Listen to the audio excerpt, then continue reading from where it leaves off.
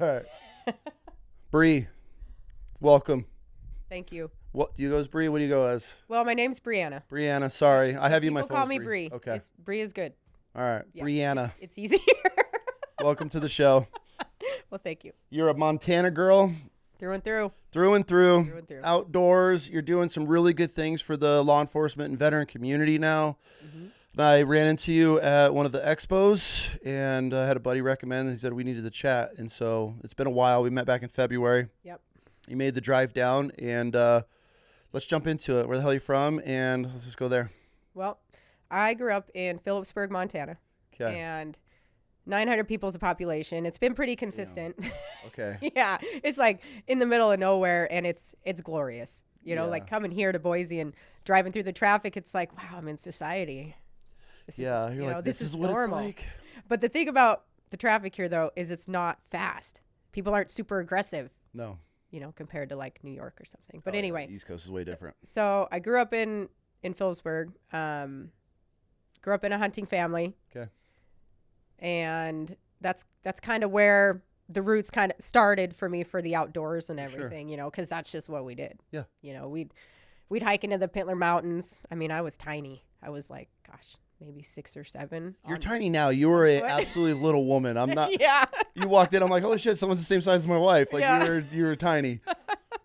I mean, so I spent so much time outdoors and in the woods and stuff. And yeah, so that's where I'm from. How was childhood growing up? What was it like growing up in such a little? Are you from this town, or where were you from originally? Like I'm So from. you've been in this town your whole life. Yeah. So everybody knows everybody there. Oh yeah. So Okay. all my buddies that I grew up with, all our kids go to school together. Oh, really? That's Yeah, cool. It's pretty rad. Okay. Yeah. Okay. That's a really cool community. I grew up in like a village in upstate New York, and like some of my teachers were my dad's teachers, so they're like, oh, another marshal, like when we came around. Yeah. And then a bunch of my teachers were like in school with my dad, and then all of my dad's like basketball and football buddies, all our kids, they all had kids at the same time. So it was the same thing. So Yeah. And and it's funny you say that because the teachers that taught my parents, yeah. I had the same teachers in school. Okay. So they all kind of knew what to Yep. expect a little Same. bit. Yeah. They were like, Like you they're like, said. who's your, but I'd get like, Yeah. you know, because my brother and I were pretty mischief kids. And they would be like, who's your dad? Like, is your dad DL? And I'd be like, yeah. They're like, oh God, I had your dad in high school. And I'd go home and be like, Dad, do you remember so-and-so? He'd be like, oh man, he hated me. I'm like, yeah, Oh my thanks. I'm God. already marked. Day one. I Yeah. already got the scarlet letter of freaking being your son. So It's it's so nice though it really is living there. I mean, I would rather know everybody because no matter what you do or where you live, everybody's going to know everybody in your circle, in the community of people that you integrate yourself into or that you grow up in, whether it's a big city or a small town. So. yeah. It's pretty fun though. It's a different feel, and it's something that is incredible. I wish I could give it to our kids. Like I wish we had the means or the ability to live and get away like that. I mean, that's our goal. But it's just such a different way of life. I mean, everything is just know everybody. Somebody's always there to help, and if you don't, it's a phone call away. You can figure something out. And so, are you smack dab in town, or are you even on the outskirts of that? We're on the outskirts, so we're 11 miles outside of Phillipsburg. Okay. And we're about a quarter mile off of, the highway, but the highway's not very busy, and we're tucked right up in the mountains. So people actually like when they try to find our house, they drive on by the driveway. So I have to give very specific directions. Okay. And if you try to plug it into GPS, Not happening. you're going to end up on the mountain next to us on a really steep road. Really? Lost Damn, the that's shit, awesome. Good for you. So I have to tell people, don't go on the maps to find us because you're going to end up somewhere you don't want to be. So. Yeah. So hunting wise, I mean, growing up with your dad, how was your dad and parents like I'm a girl dad. So, Yeah. To get your daughters out there it's, I don't want to say challenging, but it's very, you have to slow down and relearn and think everything when you have a little girl strapped in your pack or walking along beside you. It's a great time. What was that like growing up hunting with your dad? Well, so it's funny. I didn't start hunting with my dad until I was in my 30s. Really? Yeah. Who'd you hunt with? So when I was young, Mm-hmm. I didn't hunt. Oh, okay. I just nobody took me. And so what happened was, so we'll back up and I'll explain this so that otherwise it won't make any sense because it'll be Okay. so broken up if we don't begin where, where everything began when I Yeah. was little. So, when my mom and my dad were still together, Okay.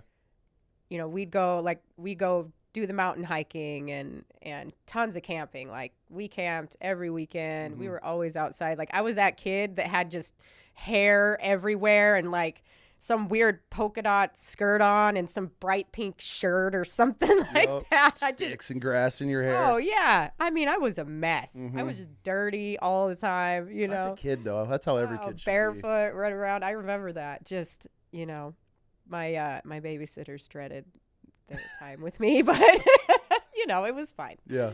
But anyway, so when my mom and my dad divorced, we moved to another town in Butte, Montana. And How old were you when they divorced?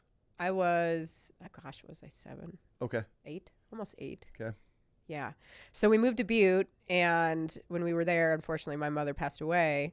Oh, I'm sorry to hear that. Yeah, and so we moved back to Phillipsburg with my grandmother. We moved in with her. Okay. We didn't grow up with my dad. My Okay. dad and I built our relationship strong because he's my best friend. Okay. My hunting buddy, like he's my heart. Okay. And we didn't build a relationship until I was probably 28 or so when I had my first son. Got Because it. he struggled with alcohol. So your mom passes of what, if you don't mind me asking? She had epilepsy. Oh, Yeah. sorry to hear that.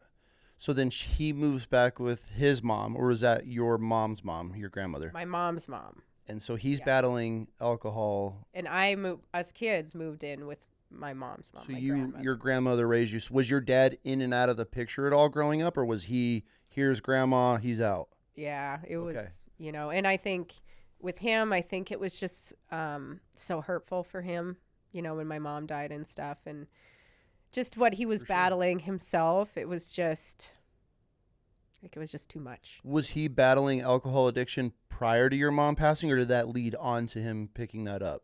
Do you know that? It was prior. Okay. Yeah. Okay. So we kind of went through some pretty good ups and downs, but Okay. and my mother's wishes were, because she always knew that she would not live long. Okay. My mom did. And my grandmother promised her that she would take us kids if anything ever happened to her. Mhm. And so my grandma made sure that she could take us, and she was so worried about my dad trying to fight for us that she Okay. put a restraining order on him, and he couldn't even go to my mom's funeral, which was really sad, I think. Yeah, that's kind of fucked up. So like just that hurt for him and stuff, and where that began, I think it just really discouraged things. And Well, was he? And I'm just asking, right? You don't have to Yeah. answer these, but like, was he? What made her do that? Was he abusive to you all, or was that just like a knee jerk reaction that she was scared that she's just trying to help her daughter's wishes, live on? So was that, or was there an actual reason to put a restraining order on your father? so he was definitely not abusive. Okay. She was just, I think it was fear Okay. on my grandmother's part. So, your grandmother put a restraining order on your father. So he's pretty hurt then. Yeah. Did he ever try to have a connection or relationship with you throughout the years of being raised by your grandmother? No. So it's just your grandma. Yes. Okay. Yeah, it was just her. I think he was just like I said, he has a hard time like facing that kind of stuff. Does he? Yeah, so it's easier for him to just disappear. Okay. It's not that he wanted to. He didn't know how to deal with any of it. Mhm. And then also he's not my biological father, which makes it even harder because when him and my mom were together, and because they were together since high school Got it. in Phillipsburg, the Okay. town I'm from. And she got pregnant with my sister at 17. With your dad. Yeah. Daddy-o. We're going to call him Daddy-o. Okay.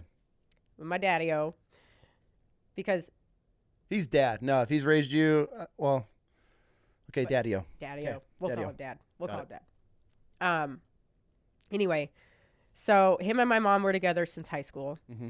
and she got pregnant with my sister her senior year. But with Daddy-O. Yeah. Okay. Yeah, Daddy-O. Okay. Daddy-O and Dad are the same people, and so it's so hard because it gets so confusing. But anyways, so he worked construction and traveled. Okay. And for his job sometimes, and she would just go with him. I mean, they were just in love like crazy, and it was an unhealthy relationship though between them because she was sick. He struggled, drinking too much, but she also would drink, and I don't know. They both were the same in that Got it. choices area. Mm-hmm. And so when she was about 19, she moved with my dad to Mesa, Arizona for a short time because he had a job over there. Okay. And they moved into an apartment complex. And there was a lady that lived next door that I think they kind of made friends with. And anyway, he was off working a lot. My sister at this point is a baby, right? She's like a year and a half, 2 years old or So something. your mom got pregnant early. Yeah, at Okay. 17. Okay. Yeah.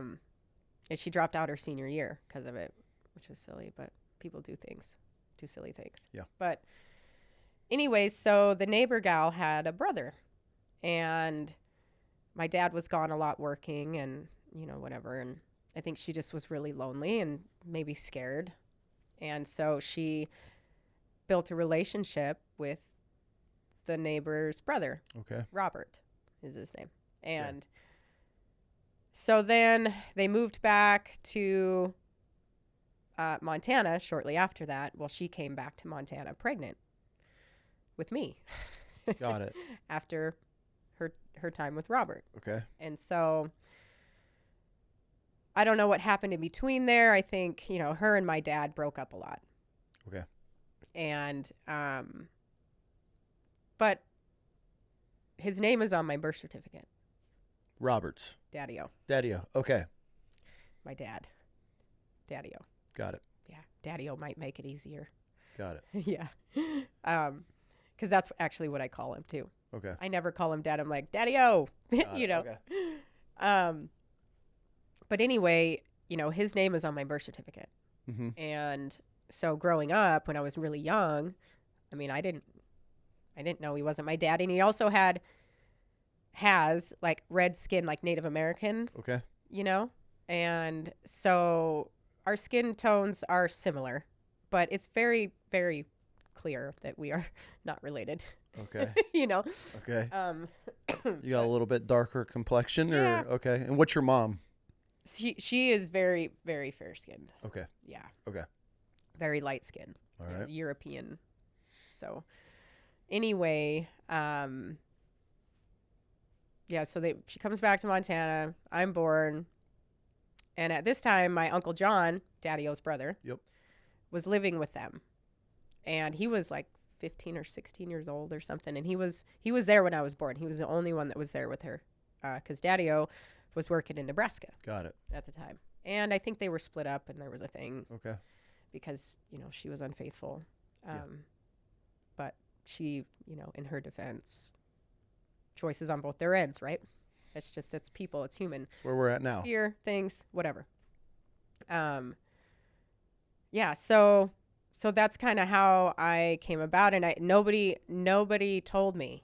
Mm-hmm. Nobody told me anything about the fact that I was different.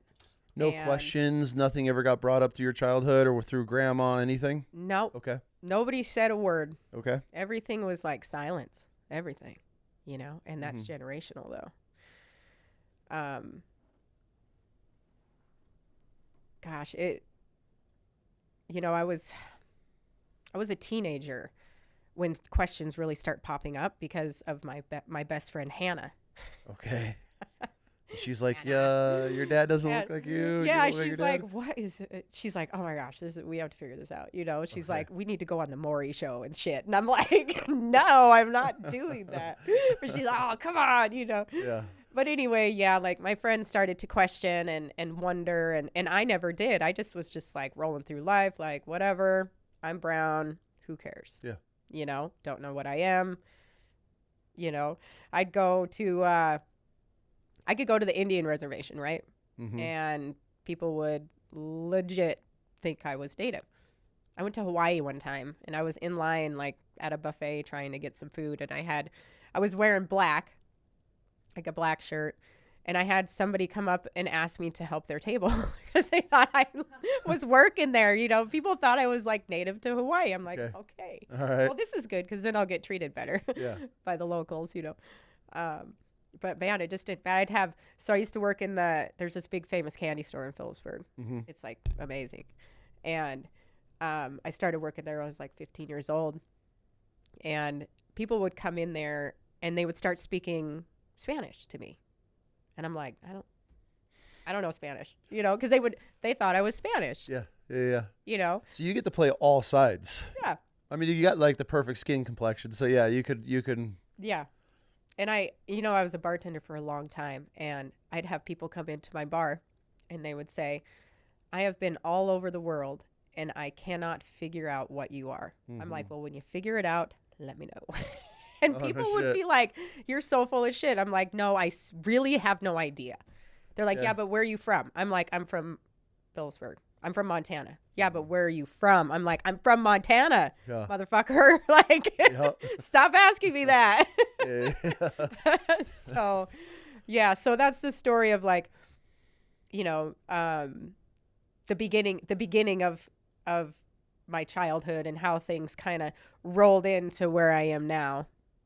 You know, and just like the confusion and the, you know, not knowing where I came from. But like I said, I was just numb to all of that. You know, I was just until I was like, probably, gosh, it's probably my late 20s when I really started to think about it. Really? Yeah. What triggered you to start like, okay, something's off?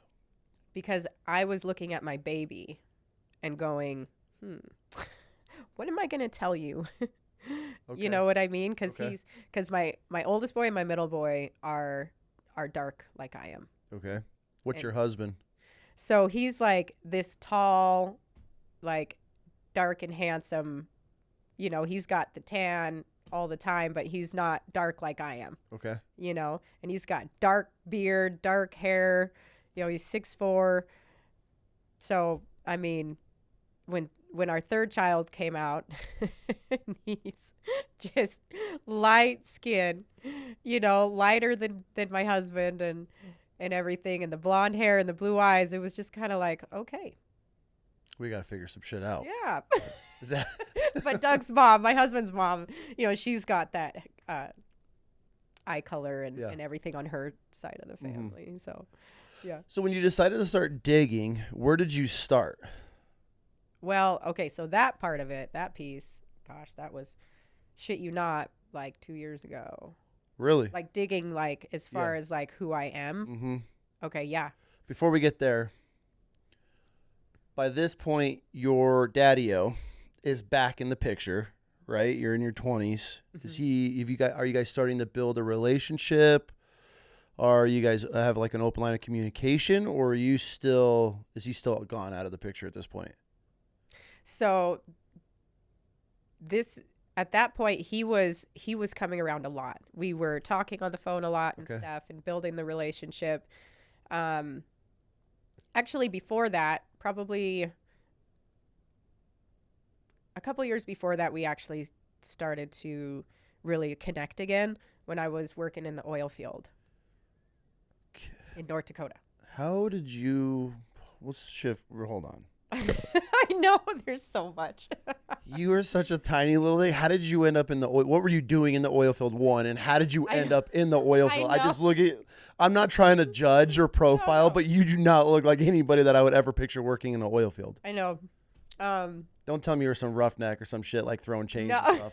No, I'm not. Okay. I mean, you got to be really strong. You never know. I don't put her past anybody. Do something like that. Okay, so how'd you end up in the oil field, and what were you doing? Well, okay, so I was in this like really horrible relationship, and it didn't last long. And I'm like, okay, my grandma died, blah blah blah. I decided I'm getting the hell out of Montana. I'm Okay. like, I don't have any, my grandma's gone. I don't have any ties here. I'm not sticking around to figure out what happens in this relationship. I'm out, And I called up a friend of mine who was already over there. Okay. And she's like, yeah, come on. I'm like, hey, if I come over there, I was like, do you have a couch for me for like a couple days, till I can figure this out? She's like, yeah, just come over. There's lots of opportunity. I'm like, all right. Because before this, okay, this is what sparked the oil field, though. Okay, this is where the root began. All right. When I was, I was about 24 years old. Mm-hmm. I moved to Missoula, Montana, and I moved into this giant mansion house with like 7 other dudes, and 2 of them were my brothers. The other guys, they grew up in the little town down the road from me, so our parents knew each other, and it was, a thing. And anyway, these guys were all roughnecks, even my brothers at the time. Okay. And they were on a 2-week on, 2-week off schedule. So some of them would leave, and then they would come home after 2 weeks, and then the other group would go. Got it.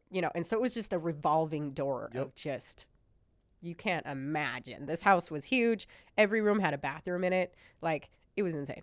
There was the garage, like you could drive it, and the garage like went underground, so you could drive into the garage and then drive down if you had a tiny car, and then it would like curve, and then you could drive out the other side. Really? It was wild. Really? Yeah. And there was like this big fountain of I don't remember which I don't know if she was like a Playboy star or porn star or something, but she's holding the flower out to, anyway, it was a whole thing. Because the guy that built the house was like obsessed with this like porn star chick, and I don't remember which one it was. That's a little weird. I know. Yeah. Yeah. And anyway, so these guys were just making like pockets full of cash, and I'm like, man, that must be really hard to do over there, because my mind at that time, I'm like, gosh, I would never go do that. And then I started thinking about it, after a couple years passed, and it just kind of, the seed got planted, right? And so before I moved out of this house, I went to a local bar and had a drink with a friend of mine. And this is so funny. This is how I met my husband. In walks Doug. Your husband? Yes. Before we had ever known each other. And I'm like, okay, we could say I have one more, Anyway, so I approached him, and because I'm very bold like that, and he thought I just wanted to be bros because I bummed a Copenhagen from him and bought him a shot of Jameson. You dip? Oh my God. Not anymore. Mostly not. You are from Montana. Yeah. It's not good. I started when I was like 16. Yeah. Anyway. Yeah. I've only met a couple women in my life that have dipped. I've been fascinated by every one of them. This is the wildest thing. I remember the first time I ever saw a chick dip. I was in high school at a freaking, what is the not bumper cars, with the demolition derby. Mm-hmm. And I watched a chick put the biggest upper decker in, and I was like, that's the worst place to put it. Oh my gosh. It didn't matter where she put it. It was this teenage girl my age putting one in. I was blown away, and it was Copenhagen too. Please tell me you didn't dip Copenhagen. It's Copenhagen long cut. Oh my all goodness. Day long. You are hard. Okay, you're a special breed. Does your husband dip? Yeah. Would you guys used to share dips together? Yeah, I usually just take his. That's hard. Okay, so you meet your husband in a bar. Okay, so he wanted to be, and he just thought I wanted to be his bro or something, and I'm like, totally not. I'm totally hitting on him, know. Yeah. And anyway, so he told me he was working in the oil field, and so I started asking about questions about it and everything, and he's in his mind thinking like, this girl's not going to go to the oil field, and sure as shit, I end up over there. Because I wanted to get out of that, lifestyle that I was in, just partying too much and having too much fun. Like, I knew I had a purpose and I didn't know what it was, but I needed to go do something, because I would work job to job. I was never insecure about getting a job. Got it. Every time I ever applied for a job, I went into that believing I would get it. And every time I did. Yeah. And so just living the lifestyle that I did in Montana, driving to North Dakota and getting a job there was not, it seemed normal to me, to try to do something like that.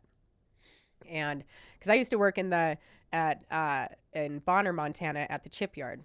What's the So shipyard? they bring in like tons of different logs. Okay. Oh, they're stuff. just making mulch and stuff like that type of chip. So paper towels. Oh, Yeah. So okay.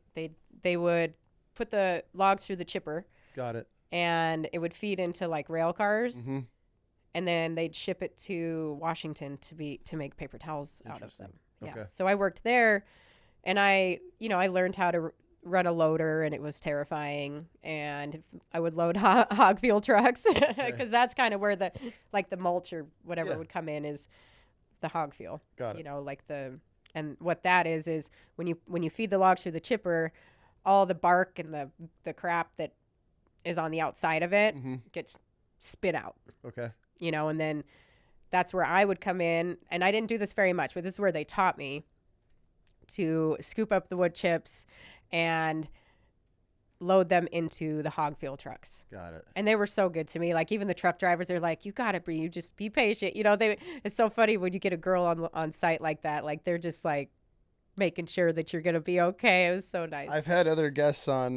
Rachel was one of them. She's a truck driver, and she's a stud when it comes to low boys and big. Being a badass. And she talks about it being on the log. She works over on the coast on a bunch of logging companies, and how cool all the old timers, they all help her and like wait for her. And so, yeah, it's nice. It's good to hear that, they're not just a bunch of pricks like, hurry up, we got a chick on here. So, okay. Husband. Yeah. But so that's why that job right there is kind of what conditioned me. Okay. For the oil field. Got it. Like, as far as like doing hard work was normal. I did a lot more than, I didn't load those hog fuel trucks very often. I ran the scale shack and the rail car mover and all that. That's a whole thing. So anyway, going to North Dakota, I knew how to bartend and stuff. And so I'm like, I know that I can do that first, like get a serving job, or whatever. So my friend helped me get a place to live, within a few days, like a couple weeks. And I had a job within like 3 days. Nice. And so I just picked up a waitressing job, and then I actually helped take care of some horses and stuff, because I grew up riding horses with my uncle. I had horses for about 10 years, horses of my own. And so at that time, when I left the bad relationship, I had horses in that bad relationship. Okay. So when I was working at that restaurant, I also got a connection to take care of these horses for these people. And so that was really cool. But eventually I got a connection to get a job on the frack. And I wasn't fracking, because I'm still not that cool and strong and badass. Okay. I wasn't actually fracking, but it was for a safety company, and I was working outside. Okay.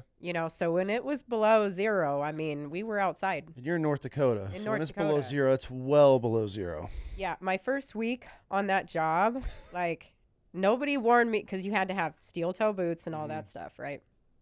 And I didn't know what composite boots were. I'm like, I don't know. I never worked this freaking job before. Like, I'm just going to get my gear, and like got my boots that found one pair that fit me out of the entire state of North Dakota. That's an exaggeration, but you know what I mean? Yeah. I mean, I'm a 6.5 in women's boots. Like, you're trying to find safety boots. And I'm trying to find a work boot with steel toes, you know? So anyway, I'm on location, and that first week, and I ended up getting frostbite. Really? And on my left foot. And man, it was cold. It was probably, I don't know, like 20 below, With wind chill or without wind chill? Because that changes everything. I don't know. Probably a mix of both. Yeah. Off and on. Yeah, I don't really remember, but I was still outside, mm-hmm. And sometimes the heater we had this little like shed thing that we'd go in, and the heater would quit working in there. So we would sit in the vehicles and stuff. But so what I did on location working for the safety company is, when the log trucks and the sand trucks would come in, I had to draw out the yard map and make sure that the water,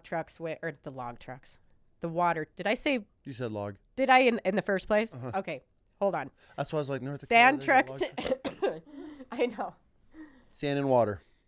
Sand trucks, water trucks. Got it. Okay. So when the sand trucks and the water trucks would come into location, I had to make sure that the water trucks were going this way, the sand trucks were going this way to the sand castles, to dump the sand, and then to dump the water.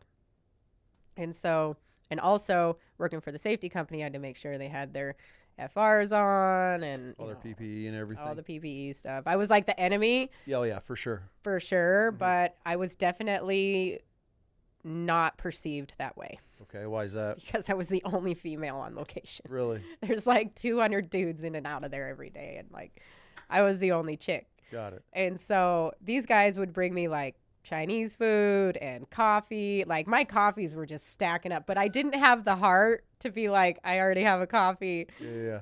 Like I just wanted to make their day. Was it all good? I mean, did you run into any assholes out there, or was it generally pretty good? I had one problem. What's that? One time. Just some guy was just being arrogant, he was just being rude. Yeah. Big shot. Good. And this was the thing about it out there is the company hands, they let me know, hey, if you got a problem, you let us know, and this guy was being a turd, and I said something quick because I didn't want to deal with that every day, So I went in and I just let him know, like, hey, this guy's kind of being rude, and talking some shit to me, and that was the last time he ever did it. Okay. So they always had my back. Like the company hands were really great. But yeah, that was a really hard job when like just being outside. I remember it was like it got to 0 degrees and there was no wind, and I'm just like taking off layers. I'm like, yeah, this is nice. And I'd come back home to Montana and it's like 25 degrees out, in the wintertime. I'm like, oh, this is good. This is nice. And everybody's just like freezing, shivering, and I'm like, yeah. People don't understand that when you get climatized to miserably frigid temperatures, like and the reason I say this is because I had a buddy of mine, he was from Florida, and I took him back home to upstate New York where I'm from, and it was like the first 4 days it was like -15. I mean, wind chill was miserable, and he was just like, how do you people live like this? He's like, he's never experienced anything like that in his life. I was like, just wait till the end of the week, it's gonna get like 30 degrees. And he's like, 30 degrees? He's like, no. And then when it hit 30 degrees, he's like, this is so nice outside. I'm like, see, like you actually get used to how miserable it is to when you hit 0 or anything above it. Like, we used to do it all the time, ice fishing in the wintertime. You'd be out there and it would just be gale force winds, miserable, and then it would be 20 degrees and you're out there in like a hoodie playing hockey on the ice, and you don't think of that if you've never experienced it. Like, even though it's 20 degrees, it actually feels incredible after dealing with just frigid temps for several days on end. It's miserable. Yeah, that will thicken your skin out there. Sure. Like it was dangerous out there. I mean, being a female out there was, it was pretty crazy, but I never had any real issues though. That's because good. Even when I would bartend, or wait tables, cause I would still, like, after my hitch was over on the frack, cause I was a 2-week on, 2-week off schedule. I would, if I wasn't coming home to Montana, I would pick up shifts to make some extra cash. And I was just addicted to working over there basically and making money. And I mean, I built a really great follow, like, cause just the good old boys, in Montana, the people I grew up around, I could pick them out of any crowd. I was able to connect with people like that, and they would always have my back. Like, I'd get, Bree, where are you working at? Where are you working at today? Like, what bar are you working at? And I'd let them know, and then I'd just get a whole group they'd bring their whole crew in, and they'd all sit in my section, and I was always that's good to have. I always had a full, and so if I ever had an issue, like, I could just call one of these guys, or let them know, go to their table, be like, hey, this dude over here at table right there, like, just don't leave until I leave, That's and they would stay, and make sure I was okay. So after the oil field, how did you transition out of that and into what?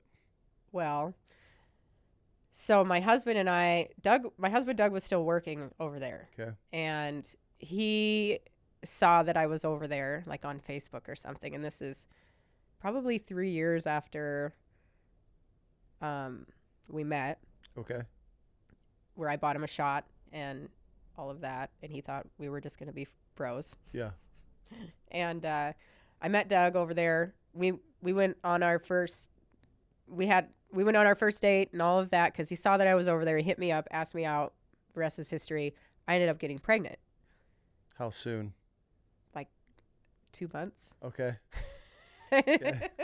And I'm like, I'm not raising a baby over here. Yeah, hell no. Like there was no way. And I had a house in Montana. Okay. You know, so I'm like, I just can't. And so anyway, so I went back home and he picked up a job on the rigs to where he had the 2 week on, 2 week off schedule because originally he was pipelining. Mm-hmm.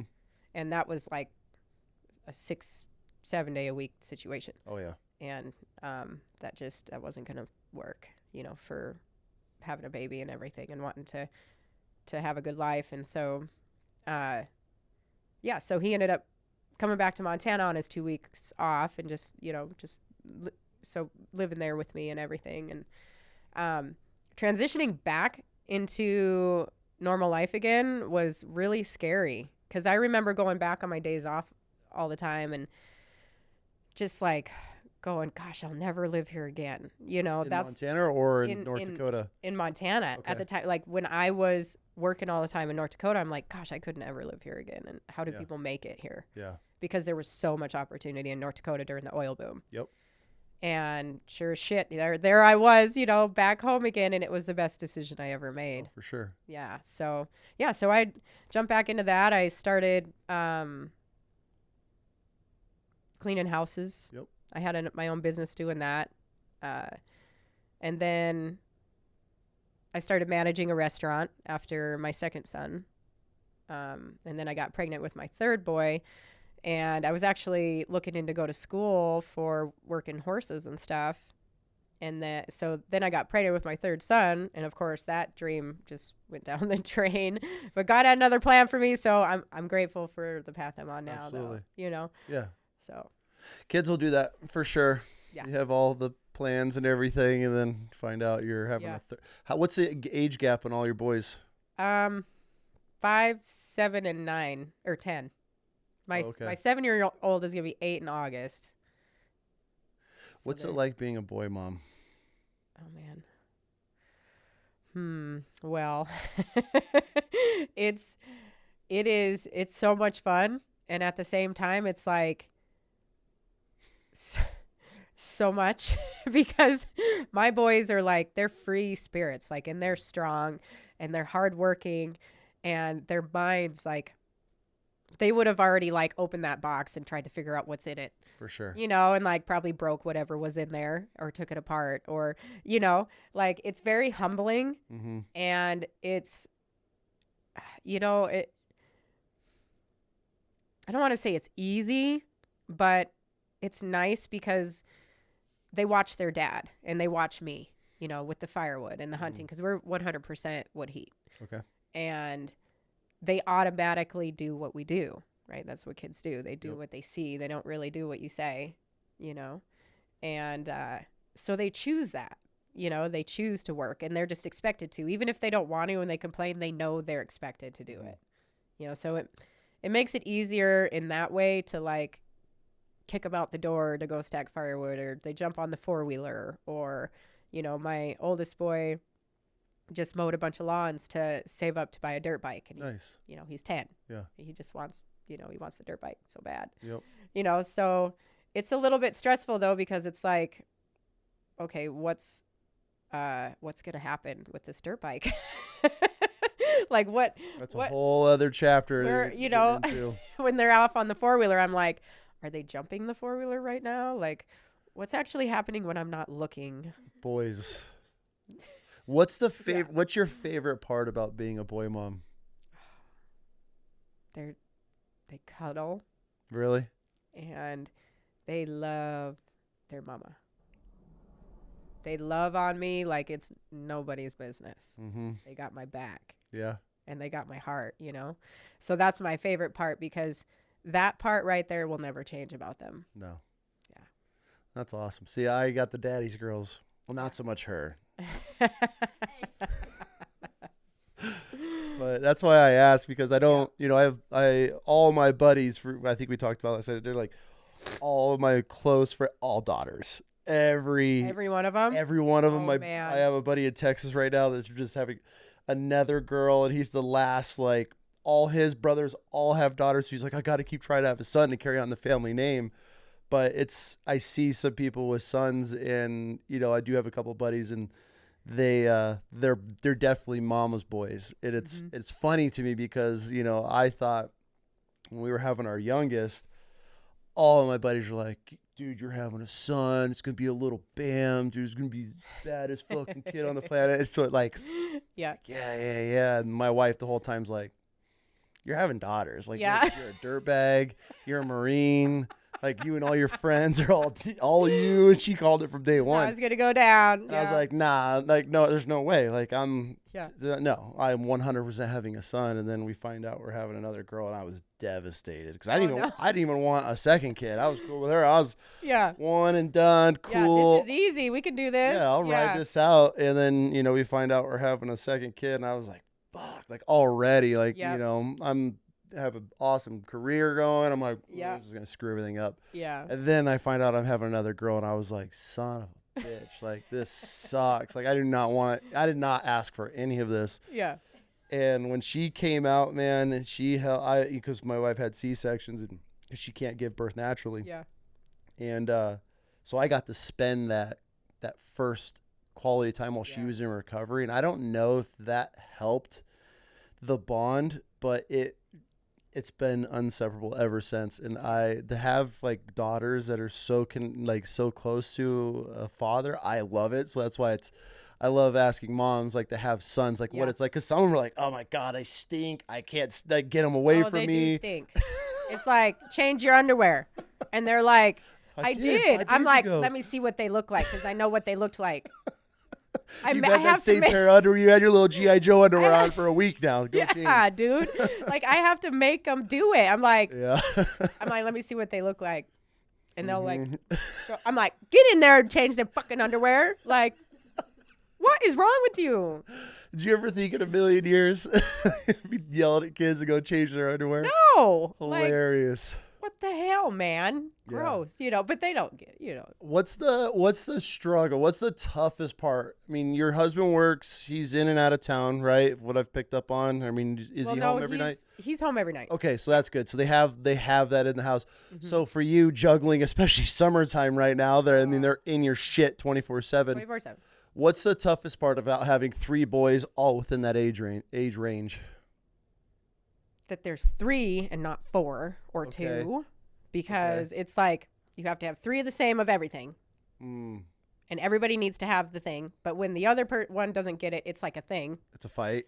Or if the oldest one gets to go do something, the other 2 can't, and it's just like it's a thing. It's like so heartbreaking sometimes, but at the same time, I'm like, you know what? This is life. Like this is what's gonna happen anyway. Mm-hmm. So the toughest part is honestly just trying to keep everything equal amongst them, and to keep the strife out and the fighting. So I brought the hammer down on them the other day, though. How so? Man. How so? Oh, I took away their camping trip. That was the first step. Okay. It went past that? Well, it had to keep going, but it was just little things, right? Mm-hmm. Like, took the TV away. Gosh, what else? Just little stupid things that just like is so heartbreaking for them. It's like, oh, we're gonna be bored. I'm like, you're on 20 acres. Go figure it out. Go outside, which and they do anyway. Like, I give them free reign on the TV. It is monitored though of what they are seeing, because I know they're gonna get bored. Mm-hmm. And because that's how my boys are.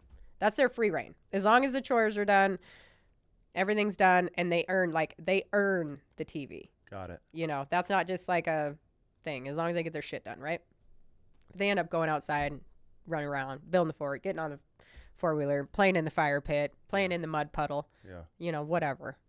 So, but yeah, they were like, at ease, soldier, like, get it together. Like the whole drive to drop them off to my mother-in-law before coming here, silence in the car. I was like, damn. This is great. I was like, wow, all right, let's just keep doing this. Like went into the grocery store the other day, jumped out, and they just followed me in. I didn't even stress about it. I was like, whoa.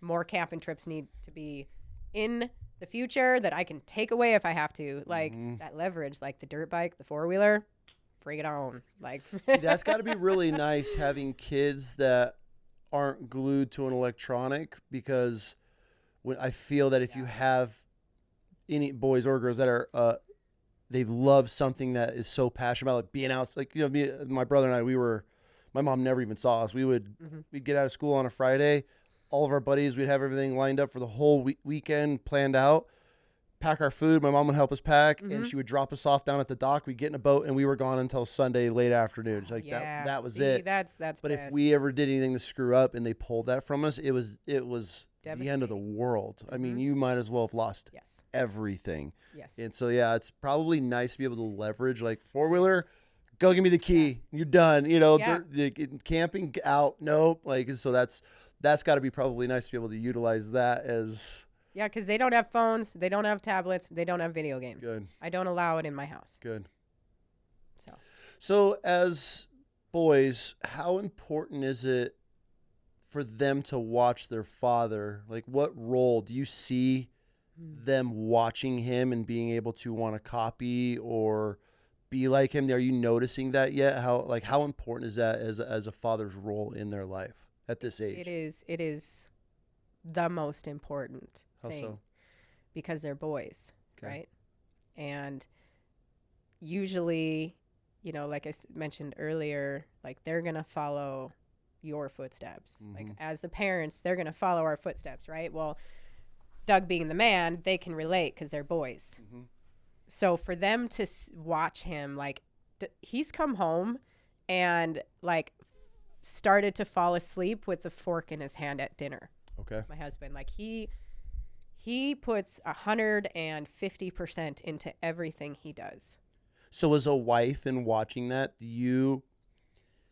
is that kind of a proud moment for you because you see how hard your husband is working and being able to show your sons like what a role model is and how hard it is that they should look forward to working? I mean, do you notice that? And okay. Yeah, so they'll take initiative and they'll work. But on the other side of that, though, the love and the affection that my husband gives them creates that balance. Okay. You know, to showing them like the soft side of him and not just like that hard ass, like, because Doug's like this, you know, I'm gonna imitate him the best I can, but he's like 6'4", he's big from not working out, right? And he talks like this, you know, my name's Doug and I talk like this. Go clean your room, you know, like type of shit, you know? So like he is 100% like Montana, born and bred, like your perfect example of like a Montana man that works hard and loves his family. Good. You know? And so he provides that for them. So it's so important for them to have both of those things out of him because they will imitate that, you know? And so generationally, as time goes on, they're going to pass that down to their kids and they're going to always be okay because they're always going to work. You know, they're going to make money. Like my 10-year-old, he tells me when he has to go do the job. He's 10. That's you great. know, he's like, "Oh, Mom, I got to go to so-and-so's," or "Mom, I got to, what day is it?" He's like, 2 days, I got to go do this. "Mom, tomorrow I have to go, you know, so-and-so." Like he reminds me. And he keeps track of the time. He makes sure, you know, so. I like that you brought up that he shows the affectionate side because I feel I feel like there's some dads that I watch and they're so, gotta be this, gotta chase this, we're men, which is a very important part of a young boy's life. But I feel a lot of fathers leave out the emotional part of raising sons because as they get older, they don't know how to control those emotions. They don't know how to be emotional toward a woman. And I look at things completely different now. When I see somebody, I'm like, oh God, like good luck in the future because you're raising this little soldier, which I feel that there was for such a long time as a nation, got to raise these little men, little soldiers, but there's so much that comes with that during that process of being able to talk and be okay, what's going on, not in a coddling type of way, not in a soft what are the new parenting skills like where they're just free range parents or whatever, like tell me your problem, buddy. But at the same time, if kids aren't, especially boys, they don't know how to process their emotions, they don't know how to handle them. So to hear you say that your husband is this giant man, but it works hard, loves his family, he's setting the example for your sons, but at the same time he's teaching them how to do that. I feel that is such an important role, because when they become teenagers and they become young men and then they start dating, because that's where I look at things differently, how are they able to process their emotions while going into a relationship? Because now I'm putting my daughters out there into the world, and so you're raising this son that's this little soldier. Yeah, he does jujitsu and does all this other cool stuff, and he's just badass little kid, but how's he going to handle that when he has these emotions and he doesn't know how to even process them? So it's nice to know that, like, and that's important. And you brought that, and you brought it up, like. Well, and there's one more thing too to that. They see how he treats me. Okay. They will treat their wife the way that their father treats their mother. What's important? Why does that stand out to you? Like, how does he treat you? Why would you bring that up? Because he's respectful. Okay. He listens to what I say. If I ask him to do something, he just does it. You know, we're affectionate. Okay. That's huge. You know, like the boys, they see us like always hugging and holding each other, you know, as cheesy as that might sound, but not at all. In a marriage, like that's huge, you know, and especially like they can feel that too, you know. And like the way that we talk to each other too, like the way that Doug talks to me, you know, like he's very kind to me, and he's always got my back. Like he's always sometimes he backs me up when the boys are being turds, you know, like, well, I mean, he always does, like if they're not listening to me, but like, you know, he'll show them like that he's got my back too, like if they're doing something that they shouldn't be.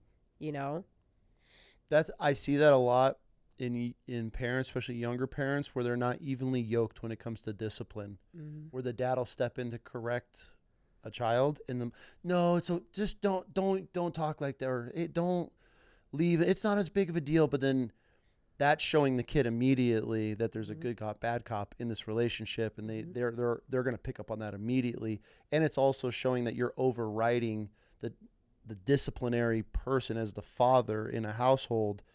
It's, you know, we don't have, like, I don't put myself above my wife as far as a disciplinary, but as a father, it falls on us, I believe, more, because there'll be times where my wife's like, you need to go handle that. I'm like, fuck, got it. You know, I have no problem. But she's never come in and been like, hey, it's always behind closed doors. If I make a mistake, which you do as parents, nobody's perfect, and it is what it is. That's the type of stuff that needs to be done behind. Hey, I think it was this. Hey, next time, instead of this approach, try this. Okay. And then I listen. And and then the affection part, we're very affectionate in this house. Like, I'm always grabbing, and I've talked about it on here. I think it is so important, because if your kids see that, and which yours do, ours even notice it. They'll go over friends' places. They go and they'll be like, God, I've never seen their parents touch. I've never even seen them kiss.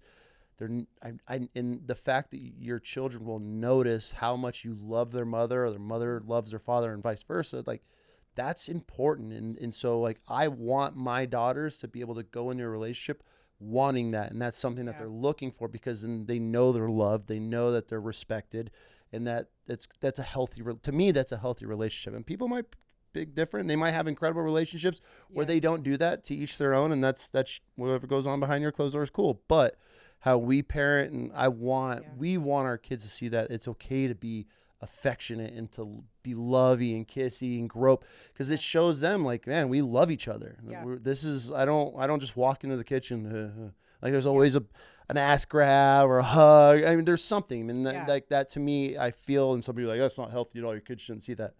Well, good luck, you know. I mean, that's your parenting skills, but this is ours. So it's nice to see somebody else talk about it, and that it is important to that your Yeah. sons be able to see that.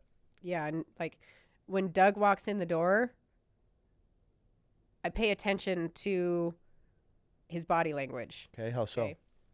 Well, it tells me what happened that day. Okay. Does he need a beer? Does he need a hug? Mhm. Like, or both? You know, like where are we at right now? Yeah.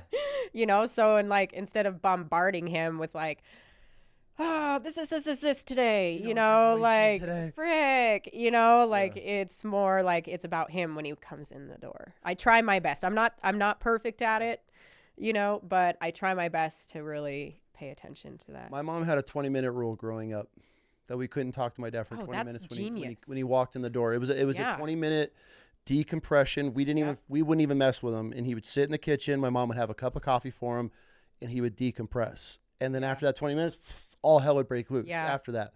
But that was a rule growing up when my dad was on the road and he'd come home or long days because my dad worked for the town and he would plow. He'd be, 20 hours straight, depending on how, if it would just dump snow. I mean, you know how it is living in Montana. And then when he would have that time off, 20 minutes. And that was a rule. And there was times where I've had different jobs and that was it.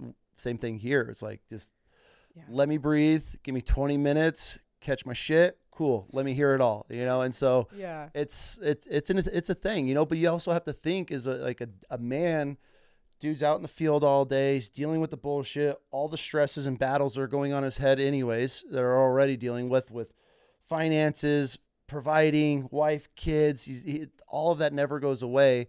And then when you come home and then all of a sudden you're hit in the face with it, it sets a tempo for the rest of the day. But all you have to do is take 20 minutes. Cool. Let dad go to his room. Let him go in the man cave, sit in the garage, have a beer. Hey, 20 minutes is up. It's all yours, boys. And like, that's how it was. And I think it helped my dad a lot because then he can process instead of, oh, fuck, the truck broke down. I had to do this. This isn't ready. I'm already working on this for tomorrow. What's my list? I got to get prepped. And, you know, it lets them decompress. And I think that's an important thing especially how your husband's greeted. Yeah. I mean, try it, you know? Because, like, have you ever watched Alvin and the Chipmunks where, you know how they are in the studio trying to record and they give them coffee and they start, like, smacking into the windows and shit and bouncing all over the place. Like when they hear his truck coming up the driveway, because he drives a diesel pickup and it's loud, so like they know what that sounds like.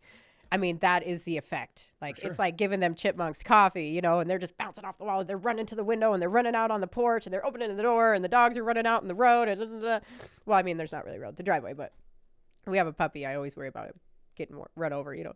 But anyway, so they're always like right there, and I'm always like, guys, you can't, you gotta give dad some time, like you gotta give him a minute, you know. And they're just so excited, you know. So that 20-minute rule, and it helps the kids as well, because you have to think like almost like a puppy effect. If you come in your house, your dog's wound up and you immediately meet it with that energy. There's no calming down. But then if you ignore that puppy and you walk in and then its level of energy comes down, you get to relax and then you meet it. It's almost the same thing because my brother and I, we were 18 months apart. I mean, my dad had 2 twins almost meeting with that energy. And so, it was we would find our groove. We would go back to what we were doing or go back outside 20 minutes. We come back in the house. My mom would be like, all yours. And so then you weren't meeting with a max 10. Like we were like, okay, dad's been home. And so with my boys, it's like over the top. For sure. You know, and then they're like, where's my hatchet? Dad, can I have my hatchet? Can I have my saw? Can we go shoot a gun? Can we? You know, like, let's do this. Let's go throw the football. You know, I'm like, oh my gosh. I'm like stressing out for him. I'm like, oh. But Doug is a patient man. Try it. See how it works. You know, I'm going to try that. I'm going to be like putting that as a rule because that's genius. That's good. I'm glad to hear this. And it's cool to talk to a boy mom that's you're in it. God. I'm so proud of those boys. Good. They're beautiful too. And they're just amazing. Kids are incredible. Yeah. They're pretty awesome. I feel bad for people who are like, fuck. I mean, don't get me wrong. I hate kids. I absolutely hate. I do too. I hate. I do not like kids. And people hear that and they're like, I love her laugh in the background. She knows it. When we go places, I'm looking at kids like, get the fuck out. Like, I know. I'm the same. I'm just like, oh, I just don't. But I would give up everything for my children. Yeah, when it comes to other your own people's kids, I got a couple buddies that got little ones, and I could handle them. But I'm in public and just Oh, rude. I'm that person. yeah. Like, and I don't ever realize like I'm making a face, and my wife will be like, "Change your face." Change your 'Cause I'll just be like, face. little kid interrupts. I'm like, "What the fuck?" Like, you know, because Yeah. I set such high standards for my kids, not unattainable standards, but when adults are talking, like you're not gonna come and be like, "I'm ready, let's go." Like that's never happened for me. Yeah. And so yeah, when I instantly when I'm other people's kids, and my wife will be like, "Hey, they have kids. Like, let's just relax." I'm like, "Fuck." I know. It sounds so horrible, but and I don't want to. because like the thing is like there's a difference, right? And you've got a couple categories with kids, right? Like you can tell which ones are just put in front of a screen all the time. Yeah. You know, when you see their parents are in shape and their kid is overweight and then they can't talk very good and then they're interrupting and doing that weird behavioral stuff, you know. And then there's, you know, the kids that are homeschooled, you know, for an example, or like in my family, you know, my kids aren't homeschooled, but you know, they are put in situations where they have to use their skills. Yep. Like their survival skills, their smarts. They have to like literally tap into that part of their brain and their heart to navigate situations that, you know, some people, I guess, in the bigger populated areas might see as dangerous or, you know, whatever. Yeah. But when you're constantly putting your children in those situations where like when we're hunting, like I put my 5-year-old in my hunting pack. For sure. That was really hard. For sure. He was heavy. He wasn't 5 at the time. I didn't do it last year, but it was the year before last year. And yeah, so he was 3 and he's kind of big, you know, and I mean, he went shooting with me. Yeah. And so I taught him on the range. Like he's better on the range than the older two. He knows what to do. He knows how to sit and be still during that time because I made him watch my trigger finger. I made him watch the barrel so that he was aware of when something was going to come out of the end of it. So he had that in his subconscious, like, oh, I need to be safe. Yep. I need to sit here behind I made sure he was behind me because if he moved or did anything, I couldn't shoot. Yeah. Even if he was behind me, if he moved, I'd turn around, we'd go through it. I'd sit him down. I'd shoot. He would be still. That's how I knew he was paying attention. We were safe. He's not going to run in front of my gun or get up, you know, or anything. Like, you really got to be aware of that. So when he was in my hunting pack, you know, I had this ear protection on him and all that. You know, there might have been I never got to shoot anything when he was with me. But if I did, I was prepared. Like, if I got to shoot offhand, like, it's what it is. Like, he's going to be right there. But I think it's so important too to start your kids at such a young age, and if you have the ability to do it, you know, I have guys that they're avid outdoorsmen and their kids aren't even like getting into it till they're teenagers, and then they're hitting me up like, "Yo, how'd you get your kids into it?" I'm like, "Bro, if you're asking at 13 years old, if they don't have it, they're good luck. And they're already been pulled into electronics, social, whatever these platforms. I mean, dude, your kid's got Snapchat and you're trying to get them into the outdoors now and they're 13, 14 years old. Like, good luck. You've lost it.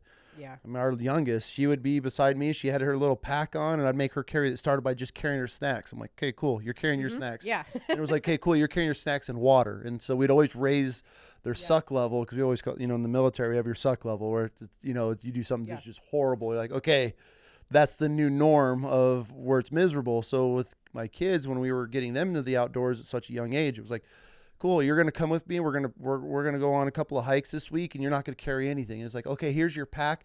You're going to have your sandwich, your little chips are in here, whatever else. And then it's heavy. I don't give a shit. Like you want to have snacks.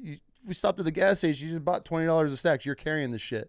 So then they got used to it. It was like, hey, here's your water. And then it was like, hey, here's a little bit more. You're going to carry your jacket. And so throughout a season or two, it's not a thing for them. And then all of a sudden now she's packing her whole entire bear out, you know, hide, skull, everything. Yeah. Tripod, rifle, and it's nothing to her. Then meanwhile, I got the little one stuffed in a Kafaru pack and, you know, and then we get somewhere flat and I put her out like, cool, you're walking. You can walk this. And if we're going down steep, you know, up or down, put her back in the pack, cinch her in there, she hang out on my shoulders. But then like, that's how you do it. Then it becomes a norm. They don't know any different.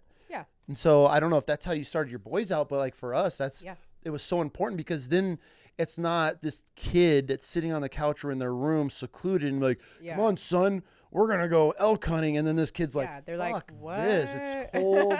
Where's my iPad? Like, I'm miserable. I'm Yeah. hungry. I don't have my snacks. And now they're hating life. And then you just ruined it because Yeah. this kid's never done it before. And they're like, how did you get yours? Yours are so into it. It's like, they're not that they're into it. You It's just started 'em life. That's just, they don't know any different. And it's like, okay, cool. Hey, get your shit, get your gear up. We're going.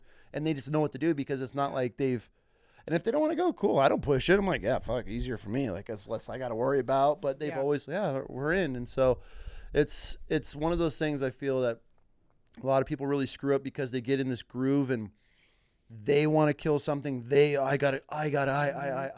not thinking outside of themselves and like whatever it is their goal is in that, you know, like for us, it's a way of life, you know, and just the meat itself is very important to us. Sure. You know, even though like we're spending a shitload of money on gas sometimes, you know, to get where we're going, but you know, we don't view it any other way than just our lifestyle. Like you were talking about, you know, how you started your girls out and everything, and the first deer I ever shot by myself, and this was my second deer. I was 29, 30, let's see, Montana, my middle son, he was 3 months old, and I had Axel, he was 3, it was his 3rd birthday, and he wanted to go hunting for his birthday. I'm like, okay, well, let's try it. And so I've got the baby in the front pack, and I mean, I got all the shit, and he's bundled, and it's cold and snowy, and got my rifle. I'm like, I don't know, I'm just gonna try, you know. On foot, didn't really find anything, so we just went back to the house, went back out in the afternoon, and I was just kind of driving around, and I spotted some deer, and it was during the rut, you know. I'm like, okay, well, I should give it a shot. The baby's sleeping in the truck, and we were on private land, like up by where I live, and so I jumped out of the truck, and I got Axel with me, and I shot a buck. Yeah. You know, I was like, you know, a couple 100 yards from the pickup, but you know, but just doing that, like, was like, damn, now what? You know, and I called my dad. He came over and told me what to, didn't touch the deer, told me how to do it, and I got it out, did all the thing. But anyway, so when the boys were in school, the older two were both in school, my dad would take me in the morning with the boys. And he has this like big rusty bucket blazer that is just amazing. Okay. This thing is just beat to ever living shit. Like the clunking and the, you know, he's got chains in the back and like this giant jack. So every time we like go over a boulder, it just goes, you know, and I'm just like, how the hell are we going to shoot anything? At first I would think like that, you know. Pretty sure these elk are like conditioned to his rig and the way it sounds because they are not afraid of it. But so like before the boys would go to school, I'd go into town, meet with my dad, load them up in the blaze. We'd go out. He'd drop me off in a spot. And this is before I had Onyx maps too. And like he'd drop me off in a spot and he'd be like, okay, you go 200 yards down. You're going to hit this old logging road. Go to the left. Don't go too far left because you'll end up in the cliffs. And if you end up in the cliffs, you're going to have to come back out and you're going to have to go up and back around and blah, blah, blah. You know, so every time he told me don't go there, I ended up there. So I learned how to not go there, you know. But anyway, I'd pop out another spot. My dad would drop the kids off at school and he'd come back to where I was and he'd pick me up wherever I'd pop off, you know, whether it was on the highway or on another back road. He'd pick me up. We'd drive around a little bit, look for a deer, go to the next elk spot. He'd kick me out the door. You know, I'd hike around for a few hours. He'd turn around. He'd drive down the road waiting for me to push something out, you know. Oh, yeah. Because that's usually how lucky my father is. Like, that guy shoots elk in, like, the easiest. Some people have that. Like, that he just, luck. like, it makes me crazy. Yeah. I'm, like, hiking all day, and he just, like, oh, boop, there's one. Let's just back up to it. Right off the road. Standing right there. You're like. I'm just like, damn it. And so, anyway. And he'd go pick the boys up from school. and then bring them back out, and we'd do the same thing. That's cool. And they'd jump around in the blazer, they'd get out and run around, and of course they would get bored. So like they've always known that, like, that's their life too. Like, hunting season is around, they're all over it. Even if they get bored having to be in the vehicles. Bored's good though. Like, they don't care. No. Like, they just bounce around and eat tons of junk that my dad buys them, because I don't ever buy them any of that crap, but he does, so I let it ride. Yeah. But that's what makes it fun. It's those little things like, oh, Grandpa's always got the best snacks. They'll remember that type of stuff growing up. Yeah, he always spoils the crap out of them. They should be. Yeah. So, okay, I don't want to backtrack, but you said your dad got back into the picture when you got back into hunting, right? When I had my first son. Okay. And then that's how I got back into hunting, going out and shooting that first deer by myself, calling him, realizing how passionate I really was about it. Okay. And then that's when I started hunting with him. Got it. And that helped a lot. Yeah. So, change subject real quick, because I don't want to jump on it. I feel we're time period maybe getting close. When you discovered who your biological was, or who you said it wasn't until later on in life, or am I? Yeah. Okay. So, I did try to go there earlier, didn't I? And tell the story. I discovered him on that ancestry Really? thing. Yeah. You discovered who? Robert. Okay. My biological father. Okay. Which you didn't know the story up until this point. You started doing your own research and then discovered this? Well, so 3 years ago. Okay. Okay. My earliest memory, honestly, of any information about him was when my mom was still alive. We were at a gas station, and I had asked her if Eddie, my dad, was my biological father, was actually my real dad, because my brother asked her that, which was very weird. I think he overheard a conversation or something, and he was like 5 at the time, And we're like at the gas station. And so I asked her, I'm like, well, I'm going to ask. That's a weird question to ask, I mean, I'm like 6 or 7 years old at this time. And she said, no, your biological father's name is Robert. And the last I heard, he was in New York, but don't tell anybody. And so I didn't. I just, lips were sealed, never said a word, buried it, right? So I'm going to tell you how this all came about. And the timing was actually really good. As unfair as it was that he didn't know I existed, I could have had a father, blah, blah, all those things. So he didn't know? He had no idea that my mother was pregnant when she left Arizona. Got it. Okay. Yeah. And so, anyway, when my mother was 6 years old, she was about 6 years old, her stepdad was very abusive. Okay. He was like an ex-convict or whatever. I don't know. He was like escaped from prison, something along those lines. He was just a really scary man. And my grandmother was afraid of him. He was very abusive. And he had thrown my mother up against a solid oak bedpost. And it opened that door to her epilepsy. Oh. Mm-hmm. So she was having seizures since she was very young. Oh, okay. Yeah. So that also created like a belief in her of, well, now I'm sick. Nobody wants me, stuff like that. Okay. And just the silence, right? Nobody talked about it. My grandmother did not talk to her about any of that stuff. That's how that generation was. Yeah. They buried a lot. Mm-hmm. And so, and my grandmother, man, I mean, she had a hell of a life. She was an Army brat. Her father, my great grandfather, John, I meant to send you that story. World War II, Korea, Vietnam. He got injured in Korea. He was not supposed to be going to Vietnam, but he bribed one of the clerks to send him anyway. That's cool. Served on special forces in Vietnam until the Army caught up with him and gave him the option to either go to court or retire. Really? He retired. Really? He served for many years, but he was also very abusive to my grandmother. because he was just a very angry man, you know. And I would Seen some imagine, shit. yeah, I would imagine it's just from his experiences, right? But you know, so prior to this man that she had married that was abusive, her father was abusive. So she joined the army in spite of him, just Really? to piss him off, and to also get away from him. Okay. And so, and gosh, I wish I would have. I have a picture of her being sworn in, and Send it to us. Well, and he's standing next to her as she's being sworn in, and he's just fuming. Really? But you wouldn't know by the picture, Okay. right?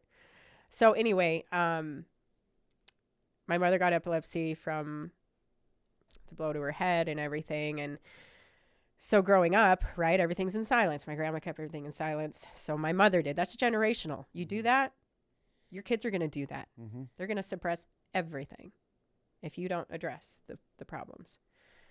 And that it's okay. Yeah. It's not your fault. You didn't do this, you know, whatever it may be. And so as I got older, right, so my mom would have seizures when me and my brother and my sister were little, when we were there with her alone sometimes. She had one when she was driving one time. Really? But she would be standing there talking to you, and all of a sudden she would just tip over backwards That's scary. and hit the ground, and she'd go into convulsion. Like, it was really... You remember this? Yeah. She'd go into convulsions, and she'd start spitting up stuff, and just, you know, you could hear like moans coming from her and stuff. And then she'd come out of it, and she would get up, and she wouldn't know who we were for like a half an hour. Really? Yeah. She wouldn't know where she was. She wouldn't know her own name. She wouldn't know who we were. And she just would have this like fear on her face, For sure. you know, of like a child. Like it was almost like she went back to that some certain age, you know, like a child. You remember all this. I remember her facial expressions. I remember everything. But nobody spoke about it. Really? Nobody told us what to do if this happens. So we would just roll through it like it was normal. Just thought it was normal for this to be a thing. You know, in my mind, I'm like, I guess this is just what... Mom's having another seizure. This is okay. Yeah. You know, like it happened one time and we're just like sitting there watching TV. And we were just like, oh, she's having a seizure.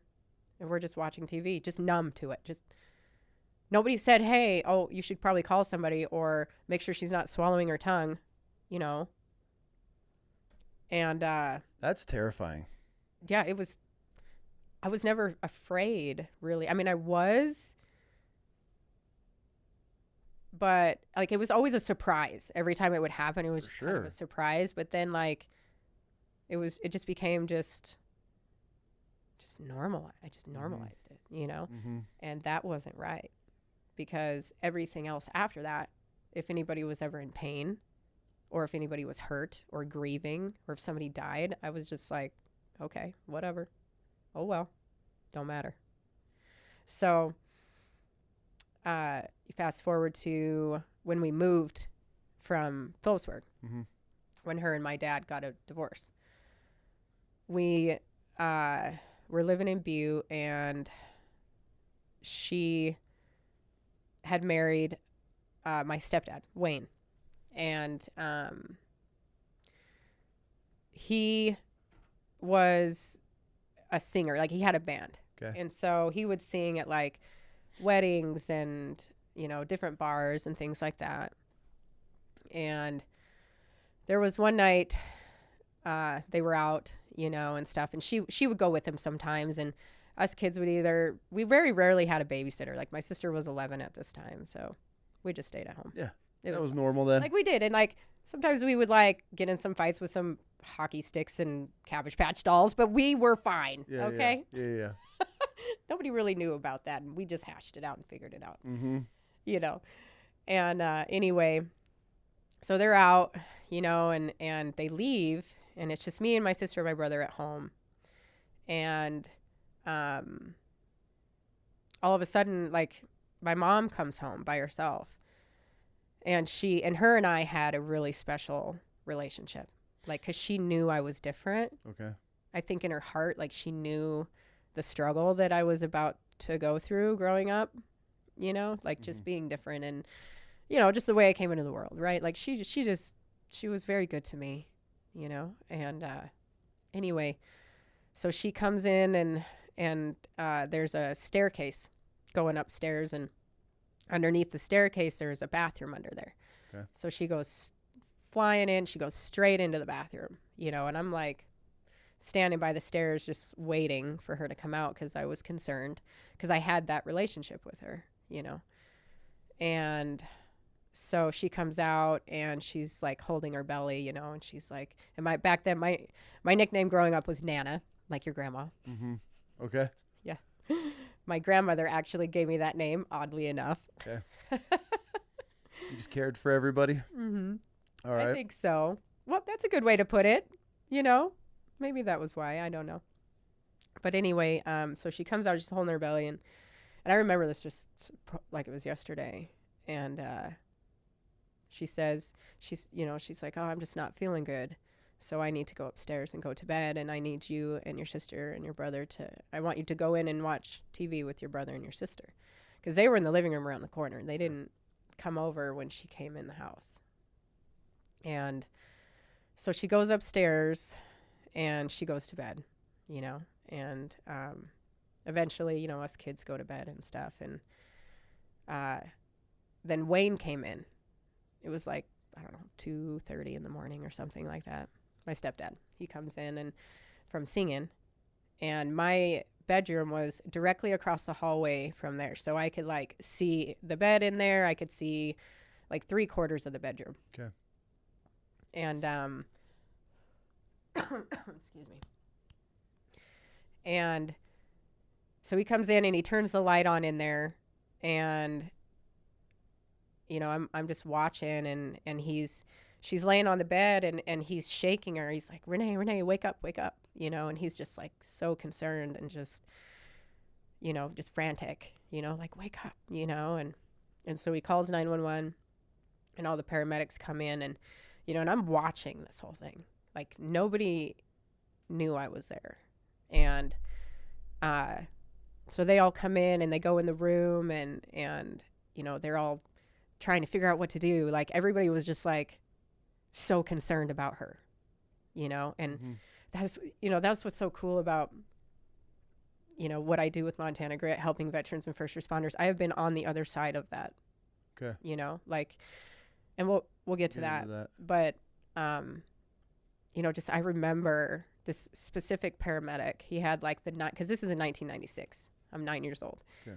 And he had this like blonde flowy hair down to his shoulders. Like I remember him so perfectly, you know, and he showed the biggest level of empathy, you know, in the room, like concern, like he really was worried about her, and he never even knew her, you know? And anyway, so I'm watching him running around trying to help her. And so they pick her up off the bed and they put her on the stretcher. And, during this time, once that happened, like I started yelling from my bed, you know, I'm like just yelling like, Mom, you know, or Wayne or somebody, like hear me, like what is going on, you know?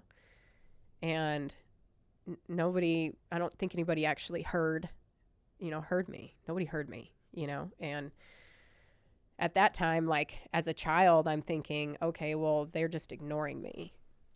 You know, I'm not important enough to know what's going on in this situation. And so they come by my room and somebody just shuts the door. And they just shut me in there, you know, and like, and then they're, yeah, that was the last time I ever saw her. And there's just silence now. Nothing. You know, because once they get her out in the ambulance and all that, silence. And I'm just there alone, you know, like with my own thoughts at 9 of like, what the fuck did I just see? You know? Sure. And anyway, the next morning, you know, of course, all the family shows up and all of that. And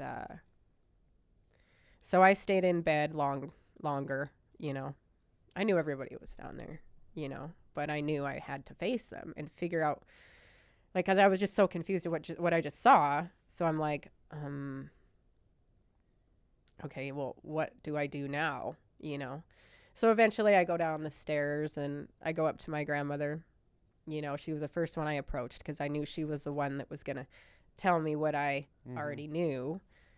And I walk up to her and she looks up to me and she goes, your mom went to sleep last night and she never woke up. And I remember just like I had no emotion, zero, nothing. But I did feel guilt because I cried out a fake cry. And I remember when I did that, I cried out, I want my mom. And I did this like fake cry when I did it. Like I had to pretend like I was surprised. And that created guilt that I carried forever Why do you think that? because I was hiding something and I lied, Okay. you know, because and the lie was in, I want my mom. No, I didn't want my mom because she wasn't there. She was gone. I already knew that. So I was hiding something. So automatically I had guilt. And so, you know, just throughout the next like week leading up to her funeral and everything, like I treated it like it was another one of her seizures. You know, like, oh, okay, she's gone. I don't really know why, you know. I don't understand this. I don't remember crying. Did anybody explain to you or pull you kids all together at any point and like sit you down and No one. And so that's where that silence comes in. That's a okay, generational thing in families sometimes, and in our family it was. okay. Like nobody asked me How you anything. are? No. Nothing, huh? So I held that in. Like I kept that what I witnessed, my family never knew. To this day they don't know. Hmm. My brother does. I did explain it That to you him. witnessed everything? Yeah, and he didn't know until like a year ago. Really? I didn't tell this story to my husband until like 2 years ago, you know. And so I just kept it all in and carried it with me and all the emotion that was created from that, like the guilt and everything. Yeah. Hmm. That's pretty rough. You watch your mom, I mean, essentially pass, Hmm. and then nobody explains or sits you Yeah. kids down. And I wonder how often that happens because it's such a chaotic time. And then you just kind of get, not, I don't want to say forgotten about, but like pushed to the side, and nobody really thinks about the kids and what they're processing. Hmm. And then that just sets up a life of, fuck, like trauma that, You know, it really does. But here's the, like when you, so fast forward to me now, right? I didn't face any of this stuff until I was like, or until like 2 years ago. really. Yeah. Why? What made you want to face it then? Like, why did it take so long? And then how did you face it? Well, What made you face it? that was God. Okay. I'm going to tell you why. Okay. So running Montana Grit, Okay.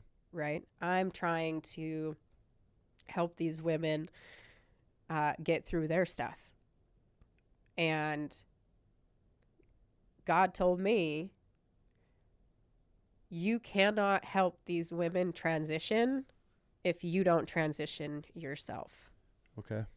So I started to face it and go through it and walk it out myself before helping somebody else do those things. How? I mean, so you're thinking about starting Montana Grit. You're helping women, which we'll get into. Mm-hmm. How, when this was put on your heart, where did you start by facing this? I admitted to myself that I needed help. Okay. I mean, I was suffering from debilitating anxiety. Over what would cause it? Just all of that I held in, all of that, All those years? all that fear, Okay. all of those emotions, everything. And when I had my first son is when it really, actually my second son is when it really hit me.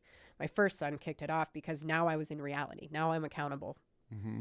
And for somebody other than myself. Okay. And so it just like brought me into reality. Like having a baby, I started to live like in reality for the first time and thinking outside of myself because I had to. I was very selfish growing up because of what I experienced and just not knowing that like I didn't have to always be in survival mode and take care of myself and make sure I was okay and had a job and that I was making money and I had a place to live and I had food to eat. Like I was always in that mode. So I was never, and also being numb to other people's pain, whether it was physical, mental. So you had no like empathy for anything? No.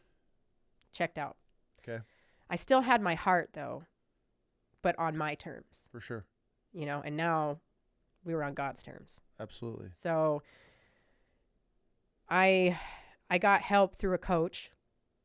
She's phenomenal. She was in the Air Force for like 25 years or something like that.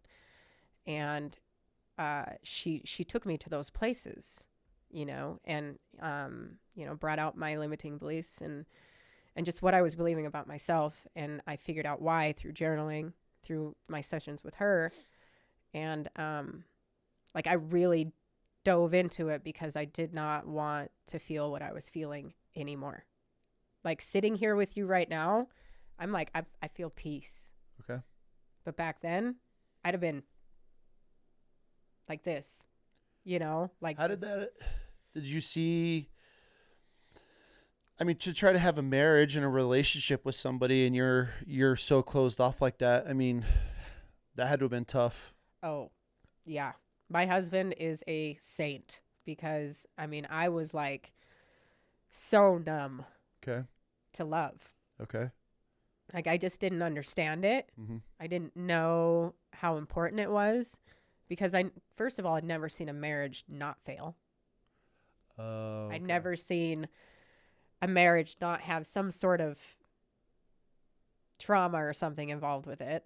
Trauma or drama and yeah, just weird stuff. Chaos. You know, so to me it was normal to just like, oh, whatever. I got married when I was 19.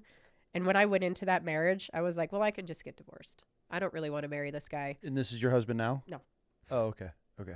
First marriage. Got it. I was 19 years old and I had that longing for like normalcy, mm-hmm. you know, like, oh, so I can. ready for it. Yeah, no, not at all. Okay. And so I saw myself like, oh, well, I will learn to love this person. And, you know, I created a story of the life that I believed I was going to live with this guy. And it wasn't. For sure. Wasn't good. So, you know, we got divorced in like less than a year after being married because my mindset was, well, I can just get a divorce. Mm-hmm. Whatever. I can get out of this if I want. And you're not processing it at this point. I mean, you're 19 years old, you're a kid. So you're not like, okay, I have generational trauma put on me mm-hmm. along with everything that you witnessed. I mean, you're just. Yeah, no, I was just rolling through life. Yeah, you're just still cruising. Just right on. We're getting married. This will be fun. Whatever. And yeah. So you get to the point where now you're like, okay, mm-hmm.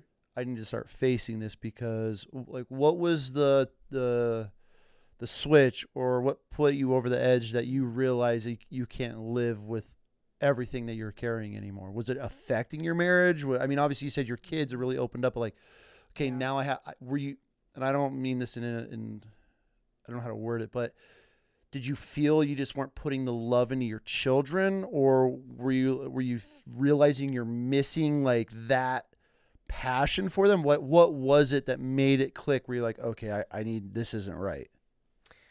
So at the beginning of my husband and I's marriage, I was not great. Okay. You know, I treated him good, but I was shut out. I was just numb to, mm-hmm. I'm like, right on, we're married. I love this man. We're just going to do great and have great things and whatever. But really that's not, you know, that was not reality. Yeah. It was hurting him, you know? But that moment that you're talking about, I was sitting on the couch in my living room and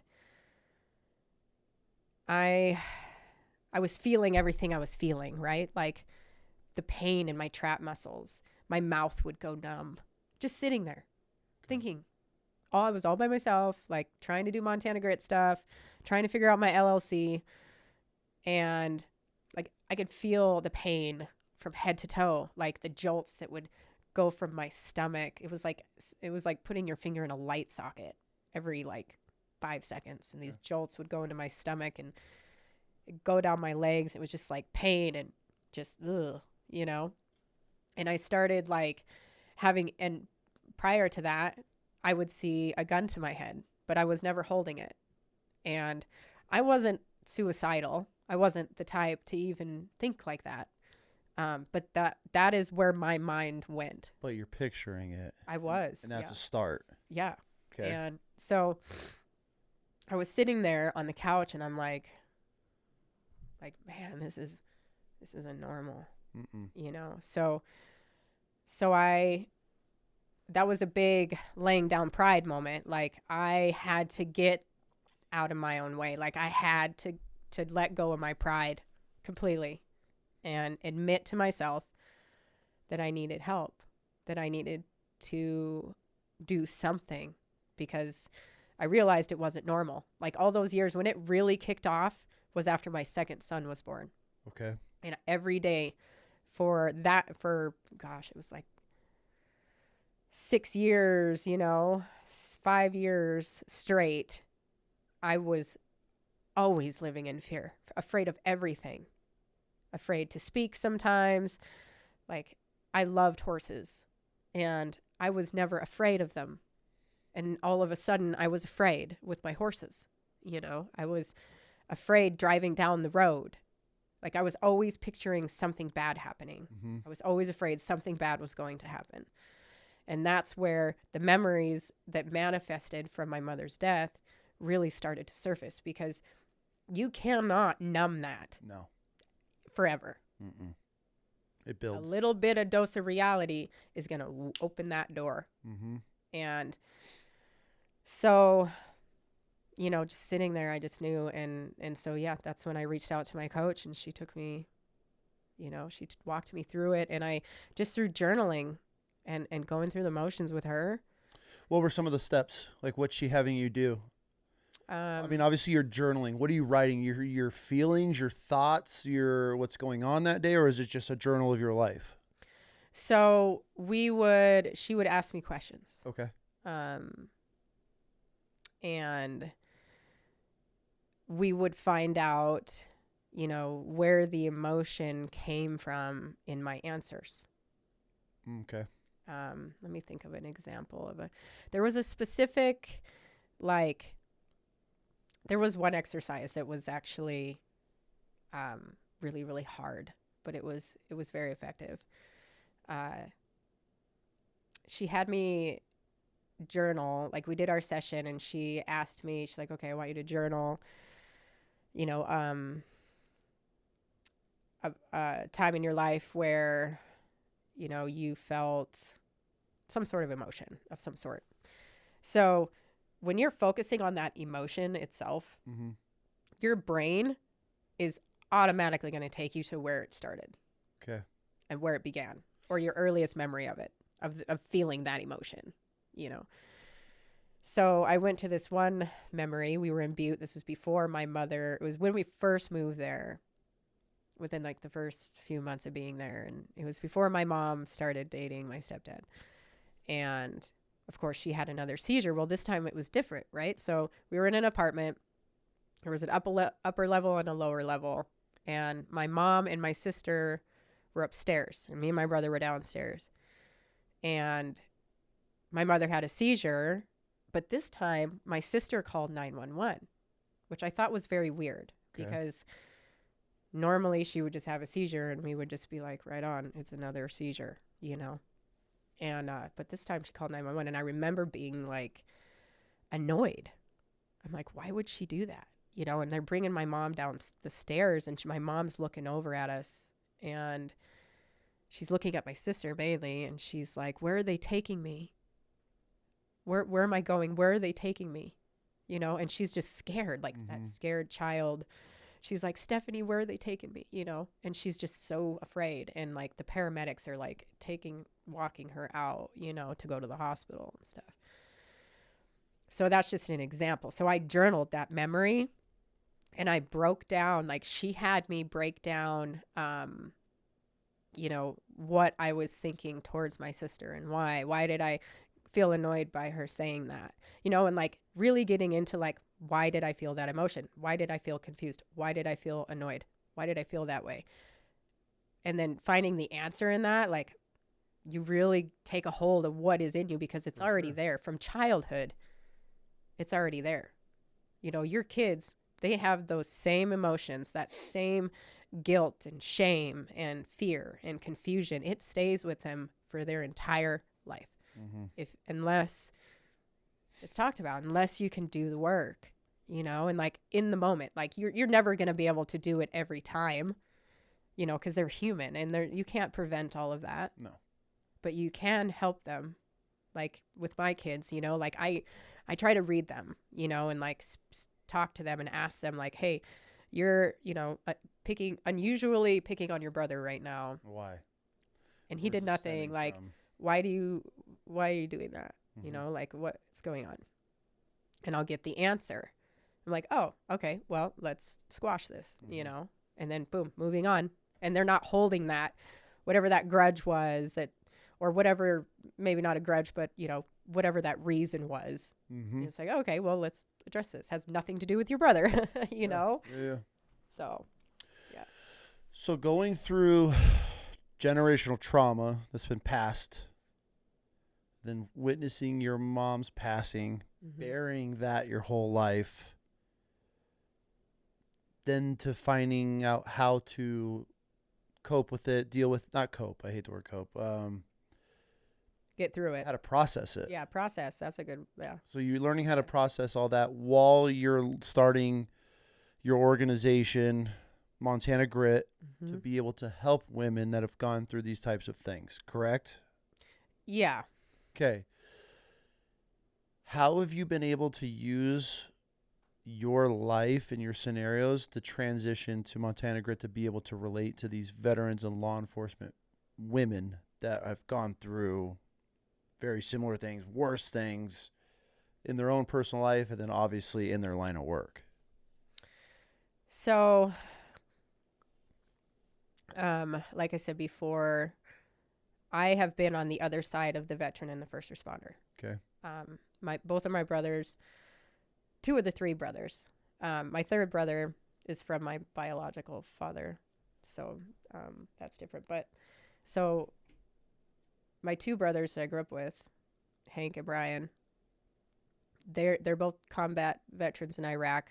I had an uncle in Desert Storm, an uncle who was a sniper in the 70s. He was taking out smugglers that were crossing the border of Thailand. Jeez. And then he went to Iraq in 2005. Of course, my grandmother joined when she was 18. And my great grandfather that I had talked about.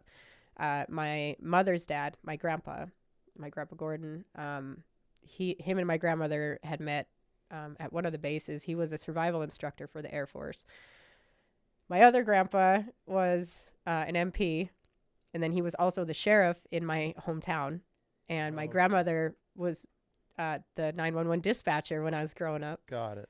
You know, so and then another uncle in the Guard. My little kid cousin, she's in the National Guard right now. She had spent a year in Kuwait, or not. So Kuwait, you come from like a lineage. You come from a long line. Yeah. So I am the very product of veterans and first responders that do not get help. Got it. The silence, the suppressing, the suck it up, you know, like figure it out mentality, you know, and so when I went into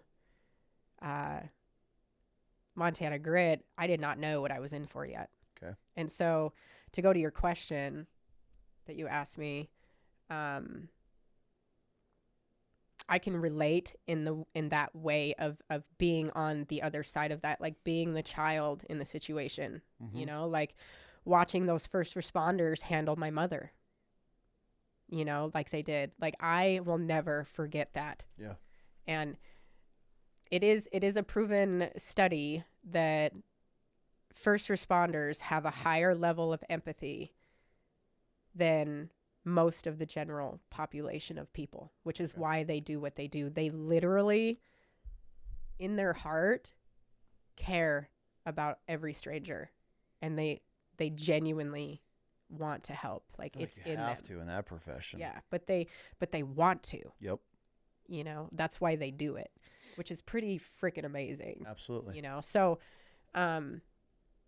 just being on the other side of that, right? Like, I can relate just being in the family and just any, like, having the trauma that I do have and then being able to recover from it. For sure. Because let's go back to when I was feeling guilt. Okay. Right? When I felt like I had lied and I was hiding something, when my grandmother had looked up to me and told me that my mother had died. And looking back at that, okay, when I was yelling from my room, nobody heard me. I was alone. I'm not important. I, me. Guess what? It wasn't about me. Once that clicked in my mind, I was like, shit, I feel so much relief. It wasn't about me. It was about her. It was about my mother. They were trying to save her life. Mm-hmm. You know, if they knew I was there and I was like reaching out, one of those people would have walked in that room and helped me. They just didn't know. Mm-hmm. You know? And so just that in itself, like, that brought freedom for me, realizing like it wasn't about me. So something, I don't want to say simple, but just that's realizing and opening your mind to, okay, I felt shushed, I felt hidden that night, but in reality, like, everybody was focused on actually saving your mother. Once you started to process that differently, that's when, was it an instant? I mean, you said that God put it on your heart when you starting all this and everything. Mm-hmm. Was there a lot of praying? Was there a lot of, or is it just the journaling? I mean, there's a lot of steps to be able to process that. But once you started to do it, did you start to feel the stress relief? Because, you know, you carry that. You feel it. You said you were mentioning you felt it in your traps and you're feeling it in your mouth and going numb and all that stuff. Once you actually looked at it differently, did that help a lot? I mean, was it an instant, okay?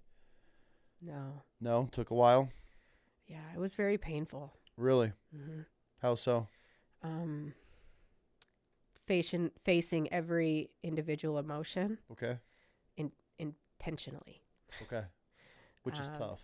Yeah. And also, Montana Grit had already been a thing for like 2 years. Okay. And so here I am, like, silence now. Like, there was no activity going on within that time of me facing my past, you know? So I'm like, in my mind, I'm like, I got to show up for these women. Like, I got to help them. Like, this is my job. You know, this is what I'm meant to do. This is my calling, and I'm doing nothing.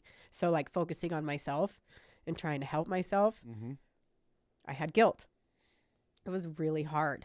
And then it also, like, sometimes would bring me down a rabbit hole for a while, you know, of just thoughts of, like, you know, why am I still feeling this way? I just faced this thing. We just talked about it. Like, why can't I just kick this feeling?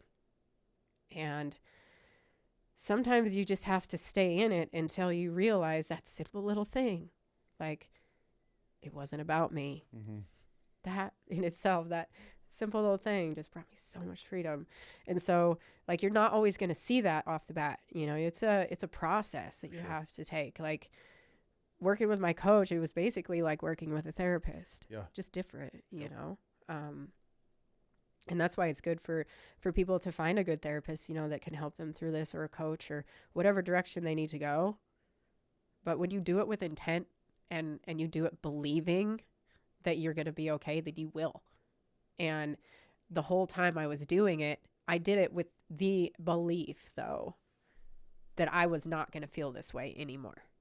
And that stems from another memory of when I was 16 years old. Or no, I was 15, 14 or 15. I think 15. And I was up in my bedroom and I was like sitting Indian style. And I was so upset. Like I had all this anger and emotion, and I was sitting there, and I was sitting Indian style, and I had my arms crossed, and I'm just swaying back and forth, and I'm a load, up there. And my body just got really, really hot, and I just got really, really angry, and just, I don't remember what kicked this off at that time, but I had felt so bad that when I came out of that, I told myself that I was never going to feel that way again. So I did everything in my power not to. Okay. And so that mentality stuck with me because I sensed the danger in those emotions I was feeling when I was swaying and my body was getting hot. It was all like mental, right? Mm-hmm. I didn't know why or what, but I just knew that that was not okay. And so like ever since then, like even going into, my experiences with my coach and stuff, facing my past, I had that mentality still and that belief, like I am not going to feel this way anymore. So instead of facing him, you were just burying him or what? Yeah. Okay. So during that moment when you're rocking and getting hot and everything, and you're like, I'm never going to feel this, instead of processing it, you're just burying it. And then from that point on, all negative emotions you buried until... Buried. Got it. Yeah. And that just led to all... more selfish behaviors.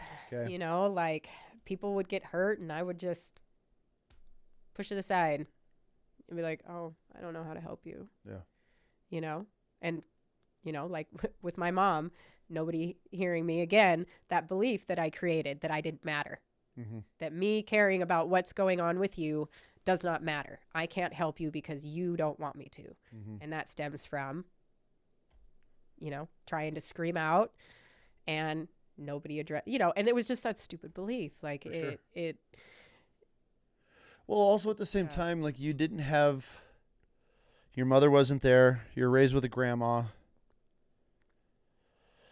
You're a teenage girl that never got to process probably your mother's death properly because it was just normal. Yes. I guess. So, like, you didn't have that role model growing up, and then now you're an adult having kids, mm-hmm. reality's hitting you of your whole entire life of bearing emotions, feelings, trauma, everything else. Yeah. So you finally get the coach. She gets you back on track, which is helping you process and learn how to handle who you now. These women are reaching out to you, correct? Or okay. Yeah. We do get people that do reach out, or we find them. Okay. So. And then with that process, walk me through Montana Grit and how that's what you're doing with that now. So right now, we are in the process of pioneering a resilience program. Okay, explain. And I call it that because, it's the best way to put it in perspective. Okay. And it's all geared around your belief system. What they're believing about themselves. It's a lot of the coaching style. Okay. With a twist with it, What's the twist? Jesus. Absolutely. Okay. So there's a lot of biblical principle. So you're faith-based. Faith-based. Faith-based-ish. We don't put it in people's faces, right? Which is good. So okay. like I can take scripture and put it in my content, mm-hmm. and you can find it in science. You can look that up scientifically and find the same answer that I'm providing you. So everything I provide is based off of, my experience and like biblical principle. Okay. And so it helps people to really tap into what is already there. We're just providing the path for them to get there. Okay. And so. How so? What's the path? Like, you're finding these women. I'm just going to use a cop or a female cop or a veteran. You find them or they reach out. What's the process through helping them? So there is a curriculum. Okay. There's action items, right? So for example, I'm a big believer in the mission statement to yourself. To yourself. Okay. Okay. So and this is just one of the things that's included, is because we start soft. Like, we're not going to do any sort of deep dives like right away. You know, it's like, all right, let's get you to where you are okay with yourself, where you can start that mindset of like squashing those insecurities and those negative beliefs that you're having. Okay. So like with the mission statement, right? It's 100% based off of you and what you believe and know about yourself that is positive. Okay. That you're going to live by every day. Okay. So you hold yourself accountable to this mission statement. There's a certain amount of time that you do that, and that mission statement will change after the program is over. And the program isn't finished. So this is just a piece of it that I'm going to explain. Okay. They hold themselves accountable to it. And like there's more steps to the process, right? Just really getting them rooted in those little bits and pieces of who they are that they didn't know about. How are you doing that? What they tell themselves out loud. Okay. Right? So providing, an explanation of certain keywords, for example, that they could use, when they're, slow to anger, right? So if somebody is feeling angry and they are struggling with that, well, there's simple things that you can tell yourself. And it doesn't happen overnight. Mm-hmm. But if you consistently do this, like, you will de-escalate. For sure. Because words are very powerful. What you tell yourself is very true. It's what is going to play out and act out in your life, no matter what. Okay. Right? So slow to anger, right? When you're angry, slow to anger. Be still. Right? That's one example. Mm-hmm. Just elaborating, like in a session with them, for example. If we are meeting over like a Zoom, or if we're in a retreat setting, right? Okay, so this is my question. Okay, all right, because I'm gonna interrupt. I'm trying to process. Okay, you're taking these. How is it? And this is, I guess, ties into it. Okay. Are you pulling these women into retreats? Is it women's group therapy? I want to say therapy in a way where they're all able to sit around, talk. Okay, so this is how you're helping these people. This is leading up to the hunt. Okay. Right? So we specifically serve women veterans and women first responders. Okay. So they go through the program before they do the hunt. And we also want to provide this program for people not doing the hunt. So we'll also include a difficult activity to go with it if it's somebody that doesn't hunt or doesn't want to hunt. Like, the sky is the limit, right? So what I was explaining to you about the mission statement and, the things that we initiate that we can work on, like, okay, where are your weaknesses at? Like, where are you struggling? Okay. So I used anger for an example, right? In the Bible, it says slow to anger, like, be still, like, it works. Yeah. Do you see that a lot in these women that you're dealing with? No names. I don't need any of that. What is it sexual trauma? Is it anger? Is it abuse? Or is it a combination of everything? Like, these women that are needing help, what are they needing help with? Is it just processing to get them back on track? What is it that you're stepping in and helping them realign themselves with? So I don't put them in a box. Okay. And what I mean by that is, they're veterans and first responders, so they need this certain type of help. Mm-hmm. I don't think like that. Okay. We don't think like that in this organization. It's more, they're human beings with a similar experience. And I like to focus on them from the beginning, like post-service.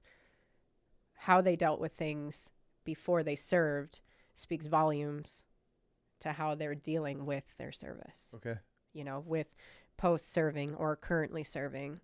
Because we'll take veteran first responders veterans, people that are actively a first responder, and actively a veteran if they can. But a lot of times it's just almost impossible because of the demand in that. Mm-hmm. But, we really want to, because they're human. For sure. They're just people, and it's no different than me getting help like I did. But I really this is my heart as the person that, was called to do this. Like, the process, it needs to be organic, it has to be something that, let me reword that. We are making it something to make this make more sense. We are making this process something that will inevitably be effective. Okay. Because of the things that are getting implanted, right? So like on my end, I can, I do, I include the biblical principle in it, the action items, the book that I'm writing, there's like a method along with it. Okay. Right? And there will be a workbook that is attached to that. So things that they're constantly going to be working on throughout their weeks. And then we come back together, we talk about it, what worked, what didn't, how did this affect you? And then we've got the licensed professionals on the other side. And we have not come together with them yet to collaborate my method with theirs. Okay. So on that end of things, it makes it even more, because these ladies that we're bringing in, they're specifically helping veterans and first responders across the board. One of them is. So they have a lot of knowledge in that piece of it. So if I'm following you correctly, you're helping these women in more of a mentor, coach. Mm-hmm. I don't want to use the word life coach, but you're helping them. Okay, is it day to day, walking through?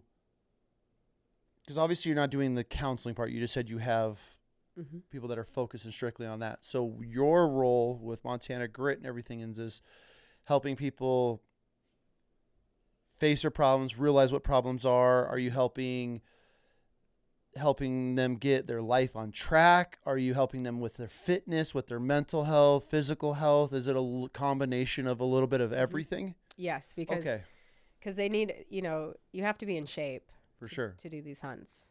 So you're preparing them in all life aspects except for the mental capacity which you have professionals that are working with them, because obviously that's not you. That's a whole different. I'm like the person that inspires. You're a life coach. We talked about this. You just don't want to accept it. Everything you were saying. I know. Which there's nothing wrong with. It's just a title. I mean, you can use whatever you want, whatever title you want to give it. But if you're motivating and you're encouraging and you're helping get people's life on track, you're that's mentor, basically coach, what I am. Yeah. So that's what you're doing. Okay. Yeah. So see, it makes more sense when you put a title on it. I know. Okay, so this makes sense to me. So you're taking these women that have gone through military, law enforcement. It could even be pre-career traumas, anything like that, or during. I'm sure they face a lot of shit. I talked to a lot of women that have gone through hell during their careers in those fields. Yep. Then they're getting out or staying in if you find them during that process or whatever stage they're in their life. And now you're helping them square their life away in a way as far as, okay, we're going to go through these processes, see where you're struggled. The end goal is to take these women on a backcountry hunt, adventure, group therapy, whatever it may be. Mm-hmm. Okay, so this is pretty cool. Who else is doing? Are there any other programs that you've seen that are kind of focused on this? Because I've been in the charity world for a while. I haven't really come across anything along these lines. Not for the women. Yeah, that's what I'm. Yeah, none. So I've done the research. I could be wrong on this. Okay. But so far, I haven't found one organization in the United States that is specifically serving this population of women. Okay. Veteran and first responder women only across the board. Okay. There are a lot of great organizations out there that are creating women's programs within their organization. Yep. But our sole focus is on the women only, a space for them. That's cool. And yeah. That's really cool. So now that you've got these women and you're mentoring, is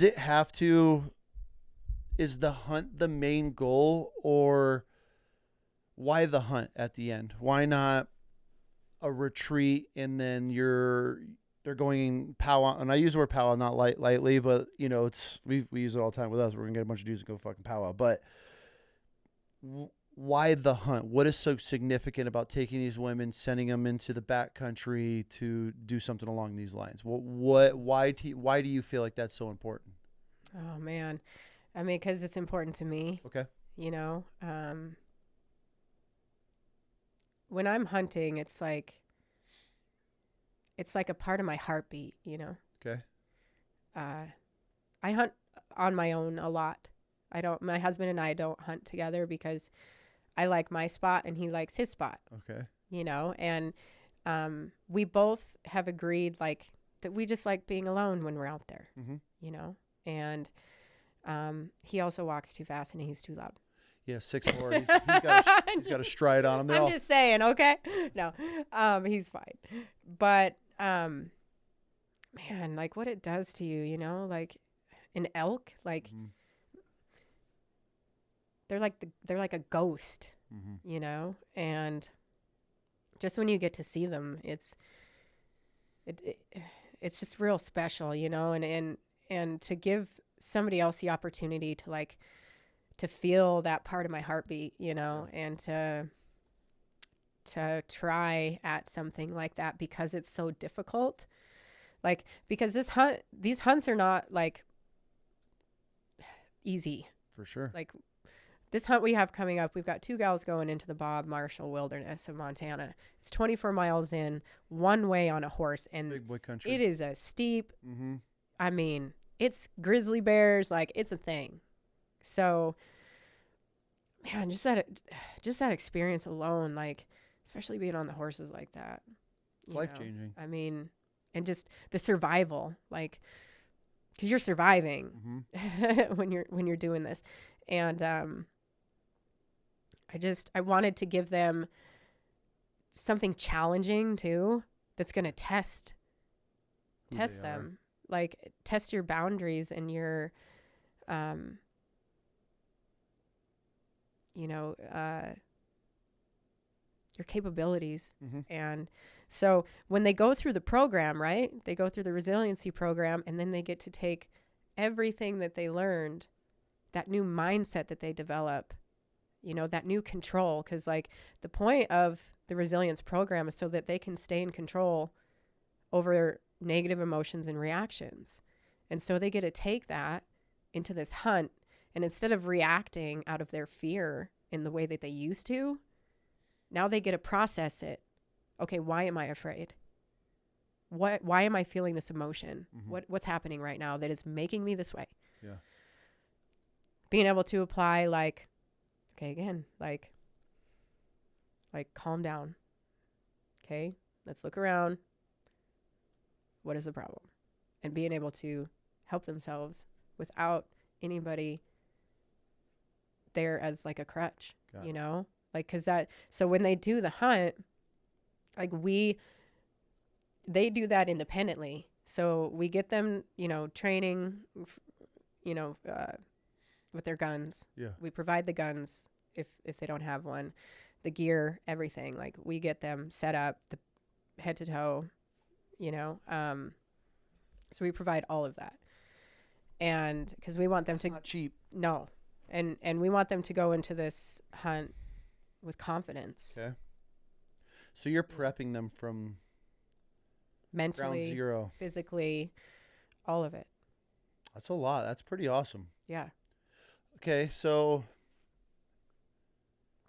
where's your biggest struggle of running this organization? Because it's not easy, and you're doing some pretty... Yeah. I've been in the game for a long time, over a decade, so I know what you've gone through. what do you need help with the most as your program starts to grow and you start to help these women on so many different levels? There's going to be some hurdles. Where are you facing these right now? Well, right now, financially, Okay. like that's the biggest issue we're facing is just getting donors, getting, and it takes money to just do marketing and to get in front of people and to get out there and to get in front of those donors, And another thing is getting people to take us seriously. Okay. Because why do you think they're not taking you seriously? I think it's because there's such a lack of knowledge and understanding of what women are actually doing. Okay. As veterans and first responders. Like, I have a good friend who is a paramedic in Spokane. And so, she gets people on the ambulance from point A to point B, like to the hospital, right? She gets on these calls, keeps them alive, gets them there. And man, she was telling me a story as she was down visiting, and she was telling me a story about this call that she took. And there was this grandparents that they were both in a wheelchair, and they were watching the kids. The parents went out, and they were watching the kids, and there was like a couple 12-year-olds and then the young boy, he was like 8 or 9. And the 12-year-olds had a couple of their friends over, and they're all running, playing or whatever. Well, the young one, the 9-year-old boy, he wanted to be involved. Like, he wanted to fit in and he wanted to play. And, so he ran in the house and he grabbed his parents' pistol and ran out of the house to show it to them. And he had shot himself in the head in front of the grandparents and the other kids. So she was the first one to take that call, right? That's rough. So, like, and the reason I'm telling this story is so that people understand, like, women are also there doing the things that the men are doing and helping, helping other people in those capacities, and absolutely. And the acknowledgement of people actually understanding that, I think, is just not there for the general population, right? And so, like, she's got to deal with that, and she's sitting there talking to me about this, and I'm like, so how did you deal with this? She's like, I'll process it in about 2 weeks. She's like, it hasn't hit me yet. Yeah. And she, and so she told me, I'm like, so what do you do? Like, is there somebody you talk to? Is there something? She's like, I can't afford it. She can't, like, most people can't, like, to get the help and everything, which is another reason why this is inspired, is like, we want to provide that, absolutely. That help, that, excuse me. We're cutting that out, right? Yeah. Shit. Yeah, that sounded horrible. Yeah. I'm just fucking with you. Oh my God. So anyway. That's how we're going to start the episode. No, but I get what you're saying. I mean, I hope to God I can get some female paramedics, veterans, law enforcement on the show. I would love to get them on, because so there is more, sorry, I didn't mean to cut you off. Oh, do you think? There are more women veterans than there are people that live in England. Really? Yeah. I read that. I can't tell you where. Crazy. So, out of 11 years of having an organization and helping thousands of vets, we've probably helped a dozen women. I mean, I've got a stack of applications. I've got ladies reaching out to me, like, it's wild, And so, like going back to, like, the acknowledgement, right? Like, you take women that are serving too, like, and most people, they're like, oh, that's really great what you're doing, and stuff for the ladies. And but what I'm hearing in people's voices with that is maybe confusion. I personally don't think women should be getting help from, like, how we do our trips. I don't think it would benefit a woman. I feel because a woman's not going to sit with a group of dudes. I'm not going to sit in a group of women. Yeah. And sit here and be like, exactly. This is what I've been through. Like, yeah. No offense. And the trust. trust. You haven't experienced what Yep. I've experienced, no matter what you say you have, and vice versa. As a Yeah. woman, they're so much more empathy. They're nurturers. They're Mhm. a lot of them are mothers, so they look at things completely Yeah. different than how a man. I feel this is just my opinion, but I don't think women should be powwowing in these events with men, and I don't either. I think it's very important. For the effects wise. They're not going to open up. They're not going to sit here and say, and this is just me. Like, I'm one of those. I don't think women should be in certain positions in military in law enforcement because it's dangerous and it's tough, and the things that men are capable and how we process things are completely different than how a woman processes things. But Mhm. we're here and they're doing it. So, but to sit here and to put a woman in a group therapy situation, and there could be some women out there who be like, I fucking do just fine, great. But I feel what you're doing is very important because I can't. I'm not going to sit down at a campfire and relate to you, and you're not going to relate to me. But in that setting of Yeah. women where they feel safe and vulnerable, and they're able to open Yes. up in a judgment-free zone, I feel is Yeah. very important because there's guys we've had guys on trips, and the only reason I'm saying this is because I've had law enforcement officers that we have on trips because we help out cops as well. Mhm. They're like, dude, I don't feel comfortable opening up to my stories because I haven't been through what a vet's been through. And in my mind, I'm like, bro, you're out here in the streets dealing with this shit 100 times more than what a vet Yeah. does on a 6-month deployment. You're doing this for a career, even though, Yeah. cool, we have careers in the military, but we're not deployed every fucking day like a cop is.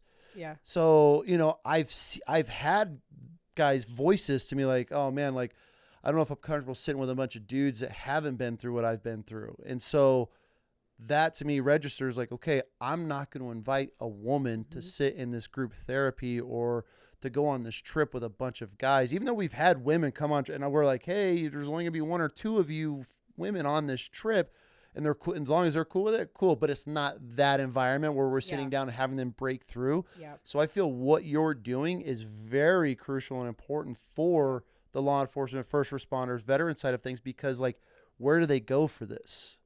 Yeah. Like, where is Yeah. their outlet? And Where's community. in community? It's and- community is what it comes down to. It's I'm not going to huge. build a community of hardened veteran dudes and try to relate that with females because Mhm. a lot of guys are going to look at it and be like, "Okay, you haven't been through what I've been through," which is cool, and they haven't been through what that woman's been through. She's dealing with a whole other side Yes. and how they process things. So I think it's very important, and it blows my mind that there's not more programs. It's just like with cops. Yeah. The amount of programs that are there for cops and the cops don't even know about, or the ones that just don't exist, they should. That blows my mind as well. How Yeah. and we have these first responders that are dealing with the worst of the worst. I mean, Yeah. not as a cop deals with the anger and the hate and everything they get for just wearing a uniform, but like a first responders, every call, it's something traumatic, it's something gory, it's never The worst day of somebody's life. you're dealing with the worst Yeah. day of somebody's life every call you go on as a first responder, and we're like, cool, see you tomorrow. And it's like, how do they process that? But the fact that you're now digging into the niche of, okay, we want to help the women that are in these helping in these categories that are having a hard time processing or not processing anything at all, and then going into, let's get them back on track, let's get them mentally healthy, physically healthy, get them moving again. Here's this program, here's a process that they're going through. I think what you're doing is fucking awesome, and it's an incredible thing. And Thank you. yeah, and so I feel, and we're just a real conversation, but I feel you haven't found your you haven't found your true north yet listening to you talk. And the only reason I say this is because it took us like 6-7 years Yeah. to find it for our organization, because Yeah. I was so set, and hearing you talk is just, it was me You know, fucking yeah. 10 years ago, because Yeah. it was my heartbeat. This is what I felt. This is what Yeah. I wanted to do. But once we started to listen to what the community wanted, and this is something maybe you should try, is putting polls out there. If you have this list of women that you say like from all over the Yeah. nation, build a poll and start asking them questions. Because when I started our organization, it was my this is what I do. This is my passion. I'm in the outdoors. I'm going to get guys out. And that's what, when we launched, that's what we did. But what really changed everything for us and got our organization like on the track to where we were like, holy shit, we never even thought of this, is when we started asking the community, what do you want out of this? What do you want to learn? If you can learn something, what would it be? And the response, nobody except for a couple of fathers later on came back. I would love to learn how to hunt with my son or my daughter. I would love to, I don't know how to do it. It was, I want to learn how to do this. I would love to learn this hobby. I would love to experience this. And that's when I was like, fuck, man, we're hemorrhaging money on all these expensive hunts that cool. Yeah. When I can change this guy's life with something that's a fraction of the price, which helps as a charity, but now you're giving them what they never would have the chance or the ability to be able to go and do. And it could be the most simplest shit. Yeah. So I would say as you grow and this continues, start doing polls and start listening to what these women want, because it could just be like, I want, and such a good idea. What really helped us. So we'll take the law enforcement. We launched our cop program, and cops are great because they write. They're not like vets and Marines that are just fucking drawing in crayons and shit and don't give you any feedback. And cops actually like give feedback. And we did this poll with the law enforcement community, like, what do you guys want? If we could provide any service to the law enforcement community and what you guys have been through, how can we help you? 90% of them, I want to be connected with other law enforcement officers throughout the nation. We were like, why am I booking these trips that are costing tens of thousands of dollars? We're doing funds and banquets and things to fund these adventures. They don't even want to go on them. They're doing it because that's what we're offering. But we're like, wait, so I can get these guys together. We could fly them in, rent an Airbnb on a lake for 3 or 4 days, and they just want to be able to relate to other cops. We're like, that's a no-brainer. Gosh, it makes so much sense. Like, and I did start thinking outside of the hunting box, right? And like I was telling you about the gals in Chicago. So there's 3 women that work for the Chicago PD who we've currently been trying to get to Montana. Originally, we want to do a wall tent retreat with them and get them out there.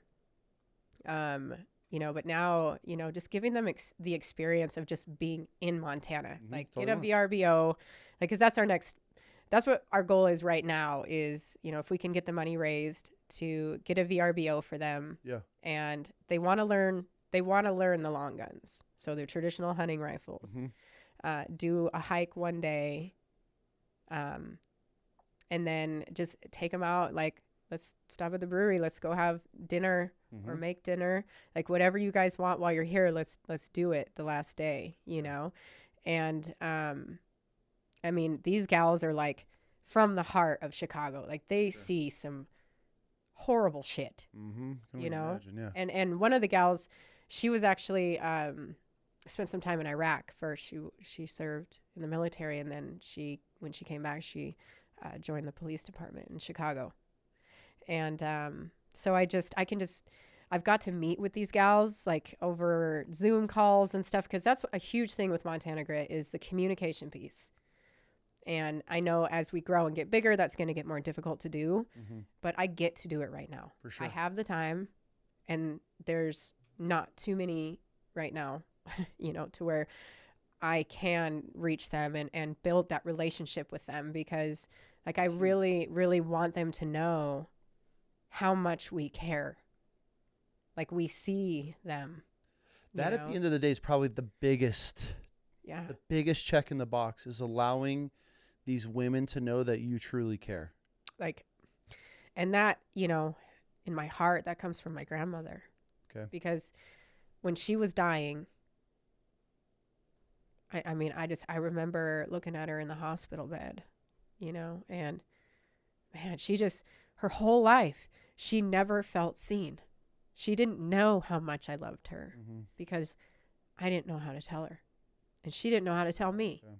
And her whole life, everybody in her family and her parents and the abuse and everything, like her going through her whole life, not knowing how special she was. Yeah.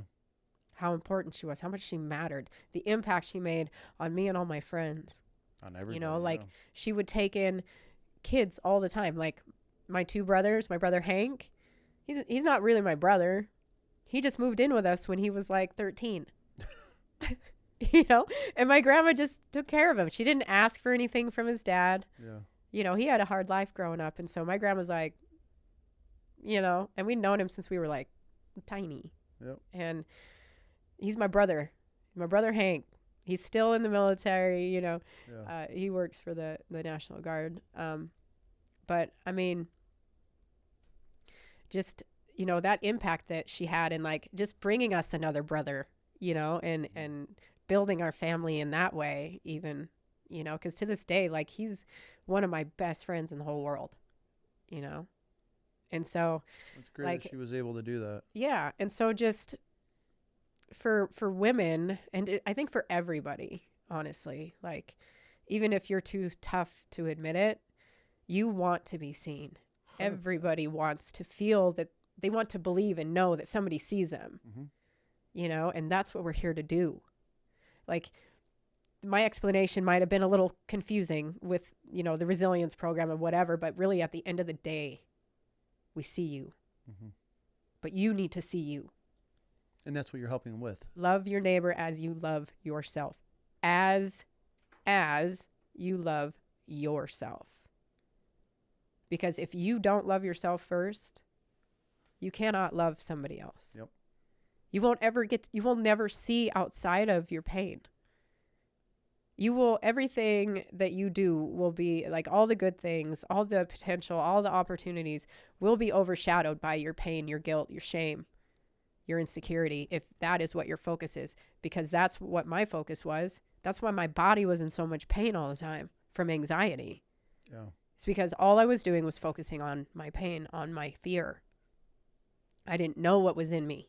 And once I got all of that out, I learned that I could write. I didn't know I could write. I dropped out of school and homeschooled myself and got a full-time job and started bartending at 18 and did my homework in the bar. Got married and divorced at 19, blah, blah, blah. Yeah. And then on, right? I didn't know I could write. I didn't know I could be a public speaker. You know, like I love public speaking. I love getting up there and being able to tell these stories and to show people that I see them too, you know, because like that's a calling on my heart, is like literally my job, my calling. It's not a job. It's a calling. It's a way of my life. It's who I am, is to genuinely love and care about people, everybody. And it's very important to me to carry that out. And this is how I get to do it. Good. So like through my public speaking, through the program of my LLC that runs into the nonprofit, like all of that is 100% based off of love. Good. The world needs more of you doing that. Yeah. Like acting out of love is the most honorable thing you could ever do. But loving yourself first, that is next to loving God. That is second in the command to loving God, is loving yourself. So it's one of the most important things, because absolutely, yeah, like I said, if you don't do that, like, and loving yourself, it's not just, you know, ooh, I love myself. It's like, no, start working. Do the work. Do what it takes. Otherwise, you're never going to know what you're meant to do. Yeah. You will never find it. That's why it's like identity, purpose, all these things, like it's all the same. Who am I? You know?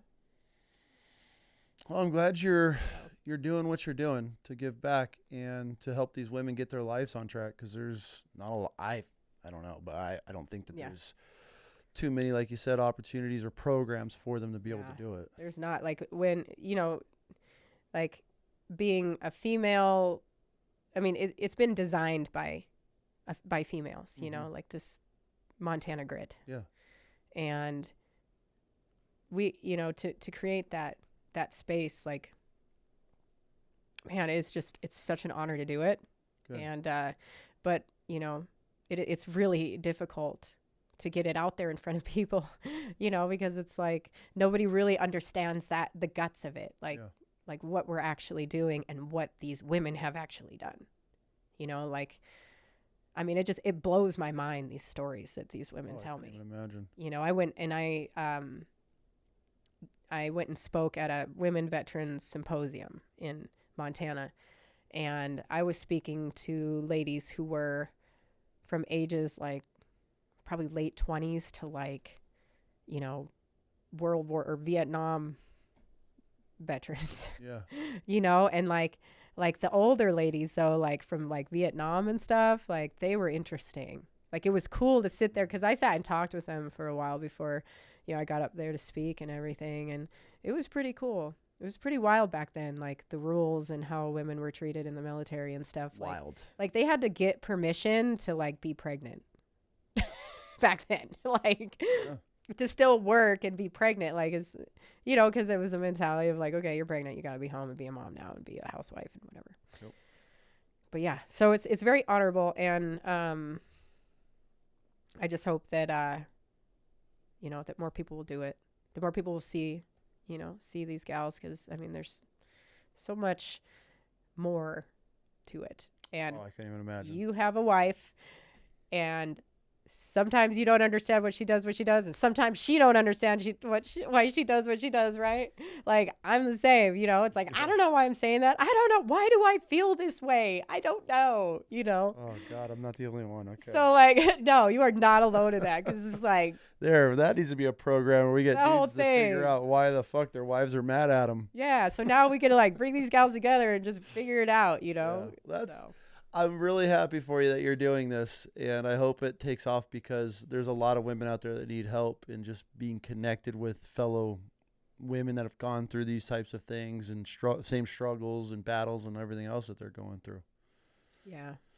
Yeah. Thank you. Yeah. Well, that's a hell of a conversation. I appreciate you driving down from the bumfucks of Montana. Yep. Into society. Back into the real world. I didn't have any meltdowns driving. There you go. I was so proud of myself. Good. Yeah, I think it's because I'm used to driving in Salt Lake. If I drive in a city, it's always been like Salt Lake, and that's a flippin' nightmare. Like, what do you do with a three-way? Like, what the hell is a three-way? Like, I rolled up on this like weird intersection thing, and I was just like, I don't know when to go. I don't know what to do. So I just punched it, like got honked at, but I made it. Salt Lake's fascinating because most Salt Lake people don't know how to drive to begin with. Oh, man, it's a nightmare. They don't know how to drive. They don't know how to merge. That's a nightmare. But I appreciate you coming down, and I appreciate you opening up about this and your story and your struggles that you've been through and everything. I'm sorry about your mom and everything, but it's all led to what you're doing now. Has been put on your heart to be able to help these women. And so if is women out there that have served in any sort of way, we'll get everything linked for you so they could reach out. And if there's anybody that want to support helping these women, we'll get Montana Grit on there. And did I say grit or grit? Grit. I think you said grit. Okay. I thought I did, but I might have just mumbled that one. But yeah, we'll get everything for you linked. So hopefully this will help draw some awareness of what you're doing and trying to give back to the female community and the ones that have served, and just help them in any way possible. So well, I appreciate it. Like this has been a great atmosphere. Oh, cool. Doing this podcast with you, like cool. It was very relaxing, and I appreciate that you provided the space. So yeah, that's the whole point of this. And what we're trying to do is just give people a platform to be able to come and talk. And if there's somebody that we can, I mean, you never know, there could be. We have a lot of law enforcement on here, and I know there's a lot of law enforcement women on here, because I get messages all the time from the shit that they're dealing with, just like the corruption side of stuff. So hopefully they listen to this and they can utilize your program. And if anybody wants to support, you got a battle ahead of you, because our hardest program to ever fundraise for is law enforcement. Just nobody cares, and it's very sad. It is hard, and I don't say that in a disrespectful way, but like, we could throw anything out veteran wise. I mean, there could be a cat missing a fucking tail and an eyeball, and you raise 10 grand overnight for it, but you want to help out a cop, and it's crickets. So you definitely got a battle ahead of you, but don't stop. It's one of those things. Once the ball gets rolling, it'll go. But yeah, I feel you'll find your groove, and your mission's probably going to change 20 different times here in the next few years. Don't fight it. It would be my advice. Listen to the community and to the people that you're trying to help. They're going to direct you in, but I'm not also at the same time not saying to change it if that's your true passion. Piece, so that piece of advice is huge. Like, listening to them, because that's what we're trying to do, is meet them where they're at. And the only reason I even bring that up is because I was the same way, you know, but once we started listening, it was like, I fought it, and nope, this is who we are. This is who we are. But then once we started getting the feedback, it was like, oh fuck, okay, let's see how it goes, and it started going really well. And but yeah, I mean, it's if it doesn't change and that's how you want it to run it. But at the same time, like listen to them. Could take it a whole different direction that you never even thought about getting into, and that could be the new direction that Montana Grit goes. So I'm happy for We're you. just doing what we can. Congrats on being a badass girl dad. I was gonna say girl mom. I'm so used to saying girl dad. Boy mom. Thank you. And everything and working on everything that you have and dealing with those little hellions. I'm sure they're like Tasmanian devils at times, but They're just feral feral. all the time. Perfect way to put, I guess, 3 boys raised in Montana, and that's how boys should be raised. It's 3 little bear cubs that just perfect. That's what you want to hear. So thanks again. I appreciate your time and the conversation, and you opening it up and telling us your story. Well, thank you. Thank you. It was a great conversation. It was good. That was awesome. Was it boring?